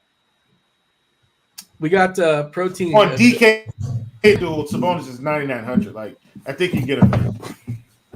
We just got somebody tweeting us about the Larry Johnson Grandmama episode there on Family Matters. How about that? It's Andy Means. Is he old enough to remember? You remember Grandmama, right? Of course. Yeah. Do you remember he was on Family Matters? Remember Family Matters? Oh yeah, I watched TGIF. I'm not that young. I know you're a Saved by the Bell guy first, though, right? Isn't that your first go-to if like you're nostalgic? It's all right, because I'm saved by the bell. When you wake up in the morning. Oh yeah, good stuff. That was on. I was on the way to school. That was on Saturday mornings, was it not? That's what I thought. I'd always watch it. I'd always watch it when I got home from school. It was on like TBS and reruns and stuff. That's when I'd always watch it. Yeah, but it would be on at like 6 a.m. though. Seriously. But the first run, first run, Saved by the Bell was like Saturday, like 11 o'clock in the morning. I believe. I don't remember that. What do you think, Roth? I was busy playing video games. I have no idea. Cards, do you have a take here as far as your favorite nostalgia or just anything that popping for you here? I don't know. I'd probably have to think about it. I'm getting too old. I guess we're all kind of in the same, age range. So this is speaking to all of us here with the shows that were on when we were growing up. So, I don't know. I was a fan of Saved by the Bell as well, but not probably not to the extreme that you guys are talking there. You're with the College Life, right? With Bob Golick, or was it Mike Golick? I don't know. That was bad. College years. Nope, I don't remember that one. Nobody does. Hey, Andy, the massive suite where they were sharing a kitchen and a living room and everything. Yeah, that was very realistic. That's exactly the way my dorm looked. Hey, Andy, quick question. I was talking to Will. Maybe I'm being paranoid. What's the deal with Dwayne Washington's minutes last night? Why did he only play 27? Why did he only play like 2 minutes in the fourth quarter? I know he's popping even if he plays 27 minutes. It's fine. So what's the story with Washington? I feel like they don't like him. I don't have an answer for that, but I'm more concerned about Saban Lee being available, honestly. Yeah. So that's another little layer. Yeah, that's another layer of risk. Yeah, he's available according to the reports. Okay. I mean, they were ahead by like 26 in the third quarter last night. I know it finished closer than that, but it's not like it was a 2-point game. Well, Bridges played the entire fourth quarter. Like Craig played 10 minutes of the fourth quarter. Yeah, fair. I think a lot of it was like Damian Lee just playing well. I think that's more what it was than anything. Revenge game? Yeah, it must have been that. Yeah, the in-law narrative or whatever. Yeah. Yeah, somebody so he had some family in the house as well too. But his brother-in-law. Okay, I had the volume off when I was watching the game, so I didn't hear him talking about it. Who's his brother-in-law? His brother-in-law is Stephen Curry. Oh, yeah, that's right. Yeah, I forgot about that. Yeah, that makes sense. There you go. Yeah. Okay. Now the chat's just throwing out random shows. Night Court. I don't know who asked for it, but it's coming back. Get excited if you liked Night Court 30 years ago. If you're a big bull guy, Night Court's making a comeback. People in the chat are pumped about Night Court, so they've got their audience. Yeah, overrated. What's up, Roth? Anything else that myself and Chiefs should talk about, or shall you guys knock out the slates? Anything of note? I want to get to some content, but I do have like a weird thing, and I'm wondering if it's just me personally or if this is universal. How often do you open your mail, Dean? Oh, dude, I'll go like 10 days without even checking it. Yeah. 10, okay. There he is. All right. You're making me feel I think I'm opening it maybe once every 2 months. Like, really? Honestly. 2 months? You open it once every 2 months? Yeah, I pile it up, and then when it gets about yay high. Have you not seen the Seinfeld episode where Babu's immigration application gets lost and he gets deported? Like, I know Cards does it every day because he's a CPA and he like stays on top of it. Oh my goodness, you're giving me an ulcer here. Yeah. 2 months? 2 months? That's ridiculous. Today was weird. It took me like 3 hours. I was just opening and like, throw it out. Oh, that seems like a terrible idea. Yeah. Bed Beyond coupons. It's nonsense, right? Yeah. I guess that would take care of me freaking out about this jury duty summons that I got in 2 weeks. If I only opened my mail every 2 months, I wouldn't have seen it in time. Wouldn't even know. You see, that's the good stuff. And also, I thought of one of my favorite shows when I was a kid. I was a big fan of Alf. Oh, Alien Life Form. Yeah, I like Alf. Alf and I Webster don't remember that much about it, but I know I really liked Alf when I was like 7 or 8 years old. Probably just because it was weird. it ended on a cliffhanger, and the show was not renewed, so we'll never know what happens to Alf. They were invading the house, and that's it. They left it at that. So, yeah, you never got the. Of course, Dean remembers the conclusion of Alf. Right, I couldn't that's amazing. that, but Coach, see, we're going way back now. Now we're talking about good stuff. Coach, Alf, Family Matters. Oh man, this is amazing. Like a Silver Spoons guy. I don't know why, for no particular reason. All right, Will, anything else? We're stepping aside. We're getting out of here. Yes. We are. I'll take that as a yes. All right, FanDuel sponsor Crunch Time. You got STL Cards. You got Andy Means. You got Kevin Roth. Roth, take it away. Let's do it. Welcome to it, ladies and gentlemen. It is Crunch Time. It is sponsored by FanDuel, and it is one of, if not the single greatest show that is streamed on the internet. Joined by two of the sharpest minds in the biz. One, Mr. Andy Means. What up, Means? It's been a long day, Roth. Looked up and it was like 4. Can I get your mail take? How often do you do the mail? I mean, like open, not just bring it in. I get it like every 2 or 3 days, and I can tell pretty quickly if it's junk or important. So it takes me like 14 seconds. I don't know why you would wait to pile it up over 2 months. It makes zero sense. When you weight the relative like risk and reward of doing that, it makes no sense to do that. Yeah, I don't know. That's my life. I mean, don't you have other people in the household? Have one of your kids do it. Have a toddler do it. Yeah, it looks good. Throw it away. Yeah. Right. Yeah. I don't know. All right. I just had to check. So I am weird. That's fair. Okay. Yes. Means, how do you feel about this slate? Dean was with me. Dean does it once a month. I mean, you don't always want to be on the Dean side of things when it comes to like responsibility. So, yeah, like, how do I feel about this slate? I feel overwhelmed. Yeah, I was saying like I looked up and it was like 3:30. It's like, where in the world did the day go? So like, I don't know. And then there's more news is breaking. Like we just had a late downgrade. Then he got ruled out with Kyle Anderson, and it's like minor compared to everything else that's going on this slate. It's a lot to go over, man. A lot to go over. Okay, cards. We got STL Cards in the house as well. He checks his mail every single day. Cards. You feel good about this slate? Yeah, it's an interesting one for sure for tournaments. Lots of options tonight, and it'll be a few different angles people can go and some good plays that'll go under own just because there's quite a few ways you can go tonight. And as usual on a Wednesday, it's a pretty big slate, so it should be a good one. Very good. Okay, well, means no time to waste. We kind of dilly-dallied out the gate here, so let's kind of dive into the content side of things. Tell me what we're feeling. Yeah, I think I'm just going to go into the build just because, there's a lot of, I'm not just going to go over it. We have the situation room for that free tool. Yep. So take a look at that if you are trying to get caught up, and you can look at that while I talk. I have 4. I think I have 4 guys tagged on. Yeah, 4 guys tagged on FanDuel. I got Saric, Mikal Bridges, Kuzma, and DeJounte. All 4 of those guys we like for reasons that teammates are out. Trae Young is out. The Suns have basically all of their good players except for Mikal Bridges out. So, and then for the Wizards, Beal and Zinger and Gafford are out. So that's a nice little snapshot of the slate because those are why I have those 4 guys tagged. So let's talk about guard. Let's talk about point guard on FanDuel. Let's see. I think generally this is probably going to be a spend up spot in addition to DeJounte, just because a lot of the good cheap value on this slate is at forward and center. So just naturally in cash game builds, at least, I think you should spend up here. And DeJounte has both, so that helps. But I really like De'Aaron Fox. I like D'Angelo Russell at 7K, and I like Drew Holiday at 7.5. Like with Drew, it was kind of weird there for a couple games. I think one of them was blowout related. I mean, he came off the illness, and they were like not starting him, playing on like 19 minutes. He did get up to 33 last game, so you got to think like the minutes are relatively normal-ish now. So he's a little underpriced for when he plays normal minutes. So that's one of the reasons I like him. That was point guard. Let me see if there's – and then shooting guard, you have the Dwayne Washington situation. Much better play on DK where he's much cheaper. Be careful here just because this is a late game.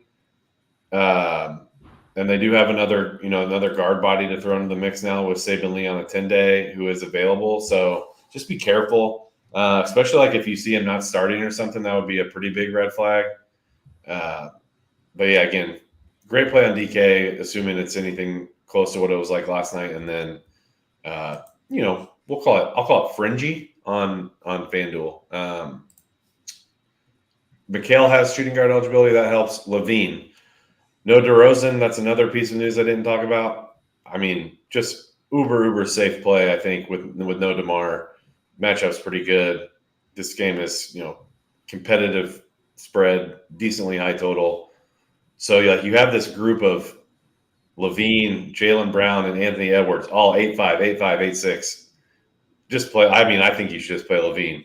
And that's saying Jaylen Brown is like a 9K player, and he's 8'5". So and no Smart, no Time Lord. So it's close. I think it's just slightly a better idea to play Levine. But all three of those guys, my God, those guys are all really, really good plays tonight. Let's go to small forward. You have Kuzma here. You have Mikhail here. So not too much more I need to talk about. You have two guys I just talked about, Jalen and Edwards. Those guys are 8'5" and 8'6". You have Rui Hachimura with all those Wizards out. He's 5K. So let's and I think I said Levine too. So he has small forward eligibility. So let's just move it on because those are your primary plays there pretty clearly in my opinion. All right, so power forward, Kuzma's there. I really like Saric at 3'8". They probably subbed him out, whether it was blowout or for defensive purposes, with a minute or two left in the game last night. And he was on pace for 31, worked 27.5, did a little bit of everything, scored, rebounded, assisted, had 36, 35 FanDuel points, I think. It's only 3'8". I love playing guys like that, especially when they're cheap. The guys that you don't have to rely on one thing. He can do a little bit of everything. Really like him as a cheap play. Probably one of my favorite ones on the slate. Horford with Time Lord out and Smart out. He's 5K. Denny Abdi is 5K. Like Denny, a decent amount on DK. This is a tough one. Horford, Rui, and Denny are all 5K on FanDuel. Probably lean Horford there, but that one's close. That's about it for power forward, where I just really like Kuzma and Saric. Let's go to center. All right, so Nerlens.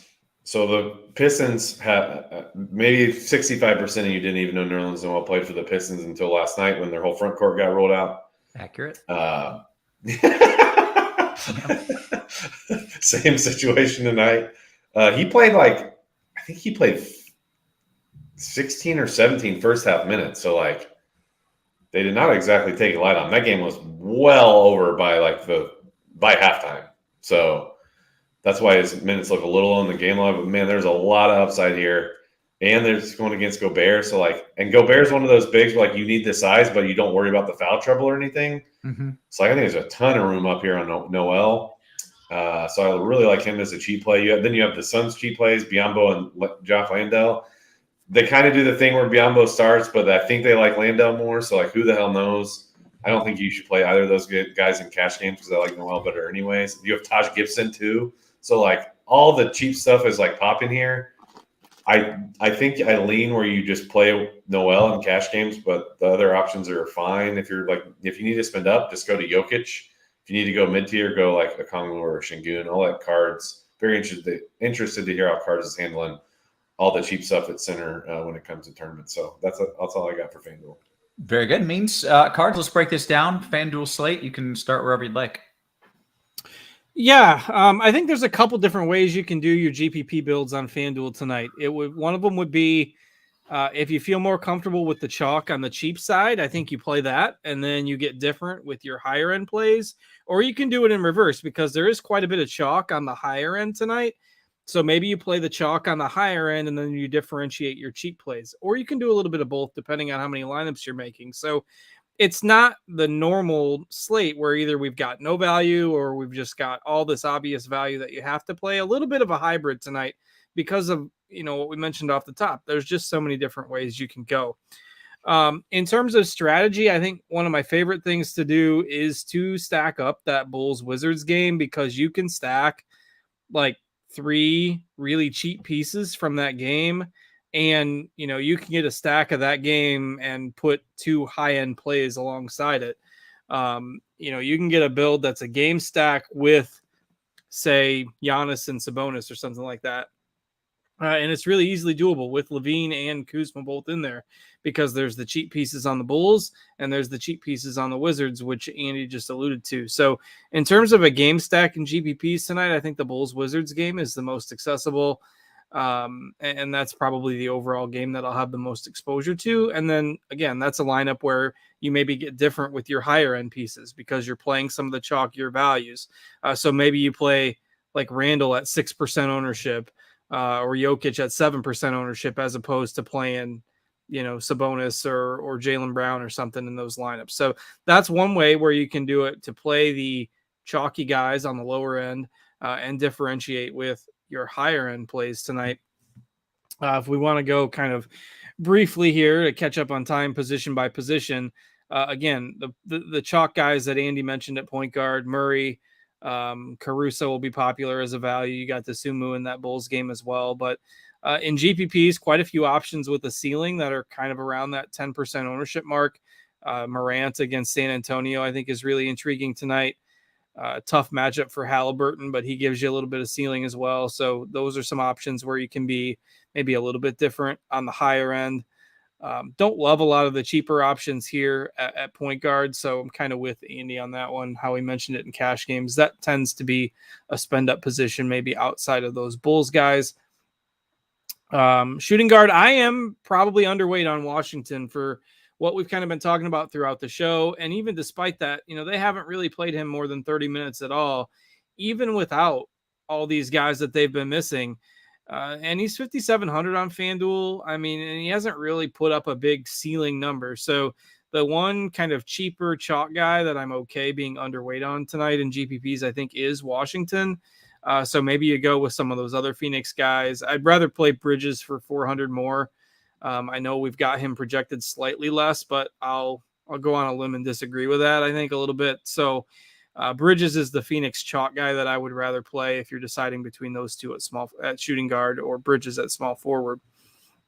Like Levine as well. Again, if you got the money to spend up, he's fine. You could always pivot to somebody like Jalen Brunson in a GPP, or a Jalen Green or somebody like that that's got a ceiling. I think Bane is interesting in tournaments as well. I have a lot of exposure to Memphis, at least higher than what our projected ownership is. I know there's blowout risk there, but this is a team where basically everyone's projected in the single digits in terms of ownership, and they've got 126 total. So if that game stays competitive, I think you get some ceiling potential out of those higher end Memphis guys tonight. Small forward, most of the same guys that are at shooting guard. Obviously, you can get a small forward as well. Throw in a couple of those cheap Wizards there. Not a ton of ownership on Giannis. So if you are playing a lot of the cheaper plays, I mean, 12% for Giannis on a night where there is a lot of value, I think has some appeal in GPPs. Let's see, going down a little bit lower. Not a whole lot else on the low end here. I don't think you're getting too much ceiling from guys like Sadiq Bey and Connaughton and, DeAndre Hunter's up to 6,100 on FanDuel. I think those guys are okay, but nobody that grades out super well. And then the front court. I mean, Kuzma and Saric are clearly the chalk at power forward. And then, if you add in center, you got Horford. You got Torrey Craig, who's small forward, power forward on FanDuel. So all four of those guys, Kuzma's a little expensive, but Saric is 38, Horford's 5K, Craig is 5K.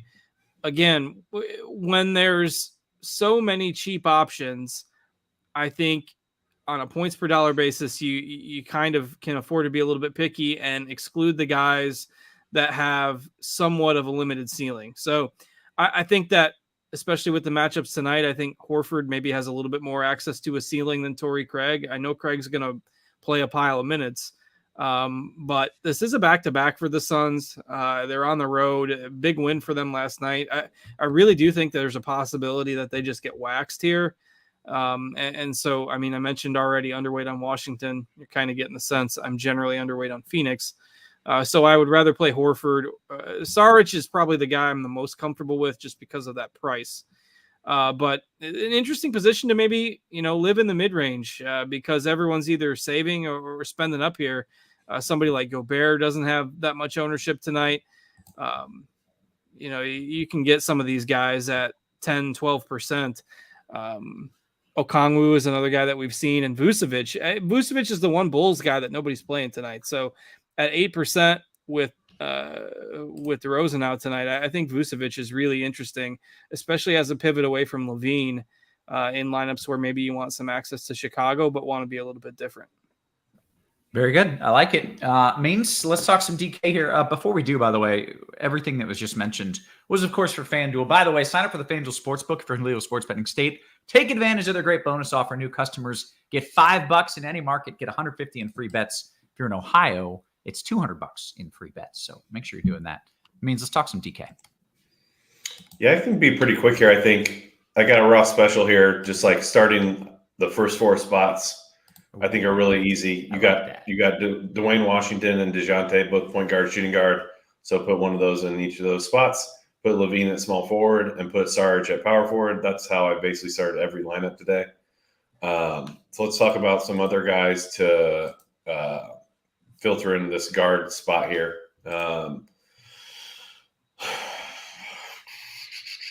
Trying to think. 1 second here. Let me pull something up. All right. So honestly, I guess I should recant a little bit what I just said, because the way the positional stuff works out, that's how you could slot it in. Guard is thin enough that I like using Levine in the guard spot, or however the timing of everything works out, because some of the other better cheap plays are at small forward. So like that's more where I've ended up with Levine in as at the guard spot. If you have more money to spend, which I don't think you're gonna have it, especially if you're spending up as Kuzma is like your other big spin, but you have plenty of good options here. Drew 7-2, Brunson 8-2, Edwards 9-1. Those guys are all really good. Probably not going to fit the build the way it's working out tonight, from my perspective. Cheap stuff. The Bulls. You have Caruso, Dosunmu, and Kobe White. Those guys are all fine as last pieces. I'd be lying if I said I had anything close to a preference. Working your way up a little bit, you have Mathurin for the Pacers. He's only 4-5. I think they just rolled out. Would they roll out Neesmith? I think it was Neesmith. Let me double. I don't want to give out false information. It was Neesmith. Yeah, he got rolled out. So another wing spot opening up of maybe a handful more minutes for Mathurin. So he's fine, but yeah, the main guys I like are the guys I've tagged: Levine, DeJounte, and Dwayne Washington, assuming he starts. So let's go to small forward, where obviously you have Levine there if you want, but you have these cheap Wizards that I think are good. Denny Obvious in play, no Zinger, no Beal, no Gafford. That's just a lot of 3, 4, 5 minutes that he's just gonna have to play. He's pretty cheap. He sucked the last time I talked about him, so I'm trying to forget about that. Especially when Roth said he was going to suck and then he sucked. That's like a double whammy for me. So it's accurate. So I do like him, though. He's only small forward eligibility, so if you can plug him in there, put Levine in the guard spot. I like that. Then obviously Kyle Kuzma at 8-5. Like him plenty. You have Jason Tatum, no Smart, no Time Lord. So those guys are all good options. Then we have, one other name I want to add into the mix here, because Kyle Anderson got rolled out. Taurean Prince, he's 3-2. I think he's a decent option. Probably don't need it, but if you land there, you see, he's projecting pretty well. I'm not opposed to it. So another guy I didn't mention, who might actually, this would be a transition to power forward. Yeah, it's Rui. He's 4-6, coming off the bench, but again, plenty of Wizards are out. So I think he's viable. Sarge, though, is my main focus here. He's 3-5. Giannis, great spend up, 11-8. Tatum, great spend up. He's 10-8. Kuzma's there. You got Horford here at 4-6. O'Shea Brissett's okay, I guess, at 3-1, but probably not a cash game play for me. Let's go to center real quick. So our projections love Gobert. I'm trying to pick nits in it, but I can't really see it. I'm not saying he's a must play by any stretch, or I'd have him tagged, but it's only 7-1. He's actually been playing we have him at 34. He's been playing 35, 36, 37 lately. And O'Shea just got rolled out. I literally just said his name. That's funny. He got rolled out. I love Nerlens. I talked about him on FanDuel. I love him.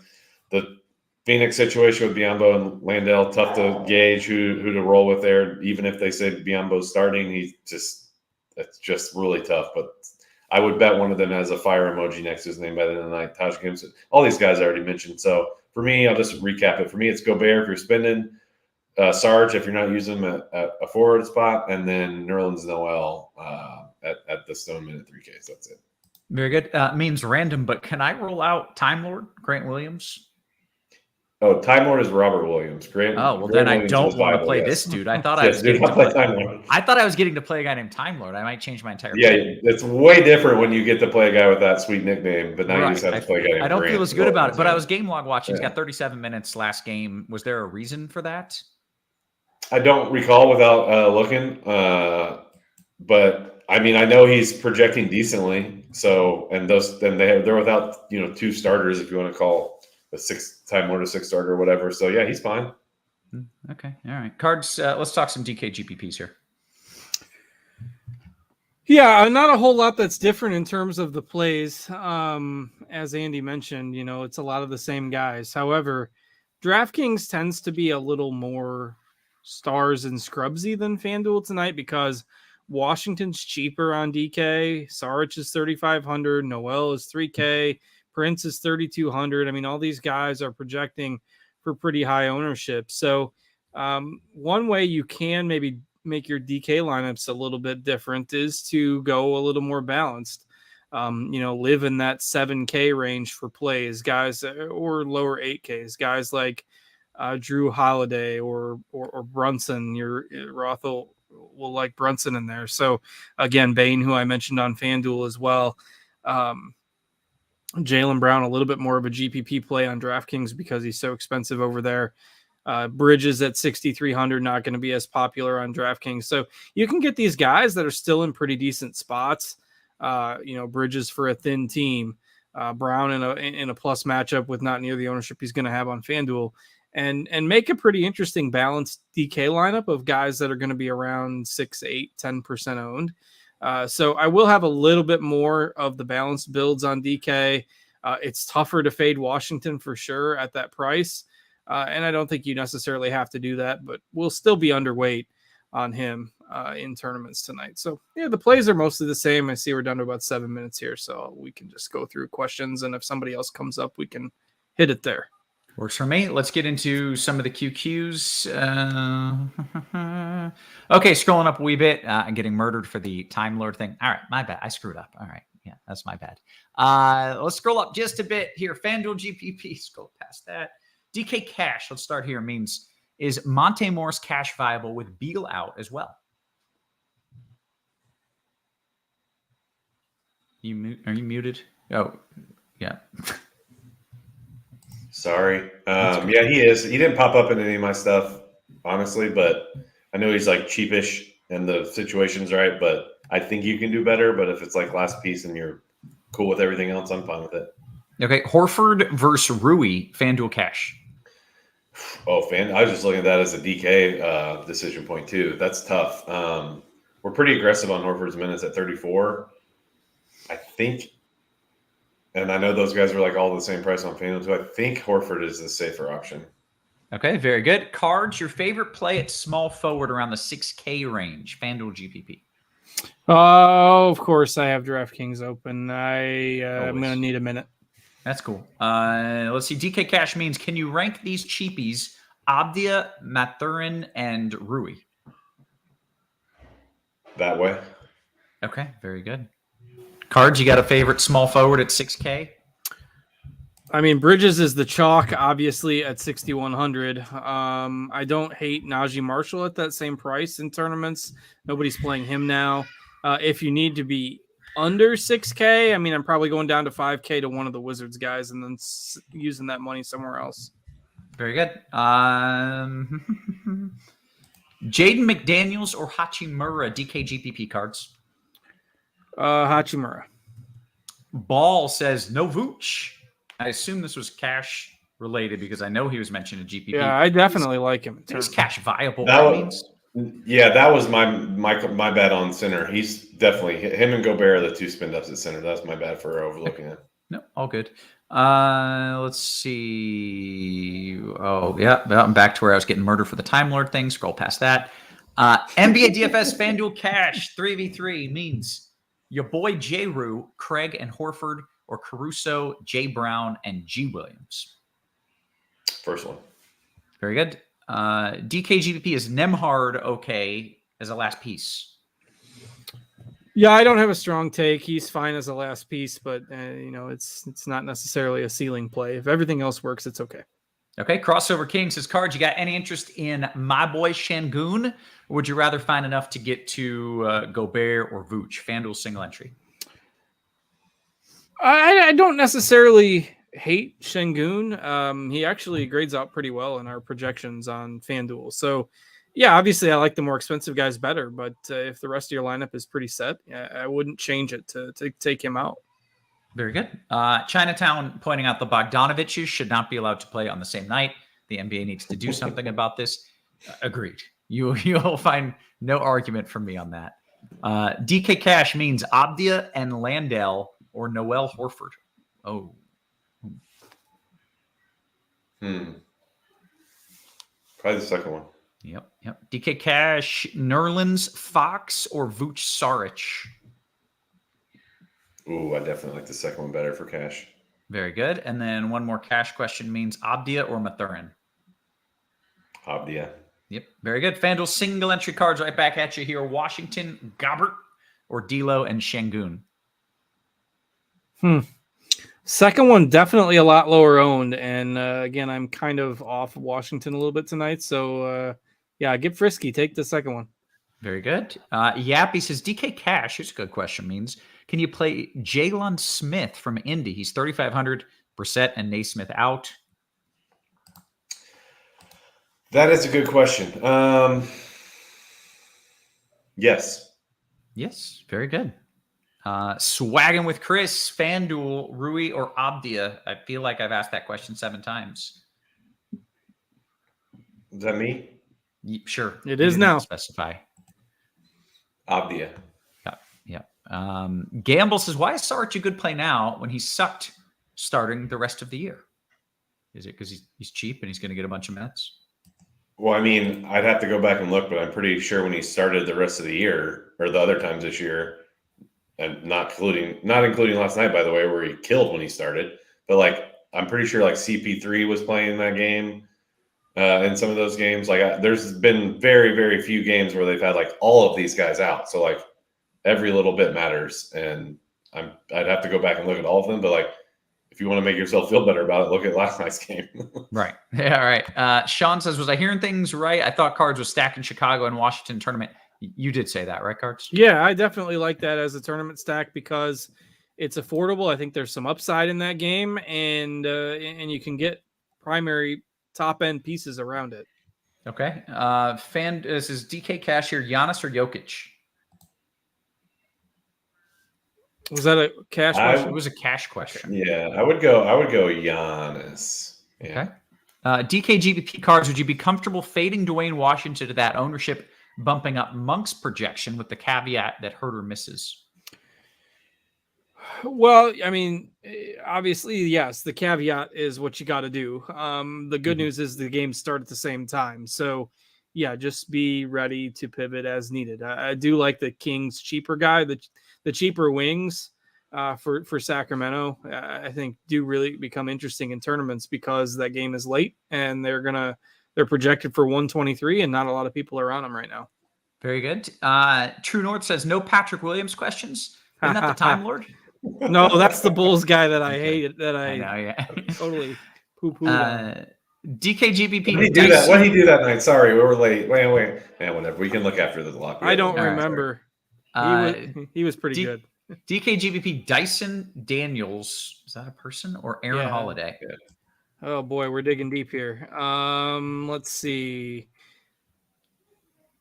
Daniels is just so horrible per minute. I mean, really neither. Probably Daniels if I had to pick one. Okay. Very good. Lock. All right. We hit the lock. And I remember Card said he got 38 the night before, and that was the first time he did it again the second night, so, and I just so it was only 29. Oh, all right. Oh, that's all right. Still. 29 at 4.2 doesn't. He has 29 at 4K. It doesn't kill you, but it's like doesn't. You'd be happy if you played it. I was just hoping for a complete tank job of like a 10 or something. Right. Of course, he got 15 the next game. Yeah, you got it the next game naturally. Keith says, "Hey, Edwards is playing. Is he a good play? Cards?" Yeah, I think he's really interesting for tournaments. I don't think his ownership will be quite as high as where we've had it pegged. So, assuming that's the case, big time tournament ceiling there. Very good. Max says Sacramento, Houston game stack. I believe, was it Chief who said? Oh, yeah, he was loving that, wasn't he? Yeah, that's probably second on my list behind the Bulls game, particularly if Herter's out and you get a little more cheap stuff for Sacramento. Okay. Tisha says, any interest in Sabonis or DKGPP? Yeah, I mean, he's fine. He's going to be somewhat popular. It's not like he's this, blazing GPP only play, but because he's going to be somewhat popular, but he's fine. Is he? Boner? Oh, maybe. Was that a DK question? Yes, DKGPP. Yeah, you got lower. It's the Fanduel tag where he's cheap. Yeah, Fanduel's where he's cheap. I got the site backwards there. Yeah. Well, he's definitely fine in GPPs on DK. Brandon pointing out that the problem with stacking the Houston game is that Houston gets blown out every other game. They're not very good. Did you see that one clip? It was like I saw it pop up on my Twitter feed.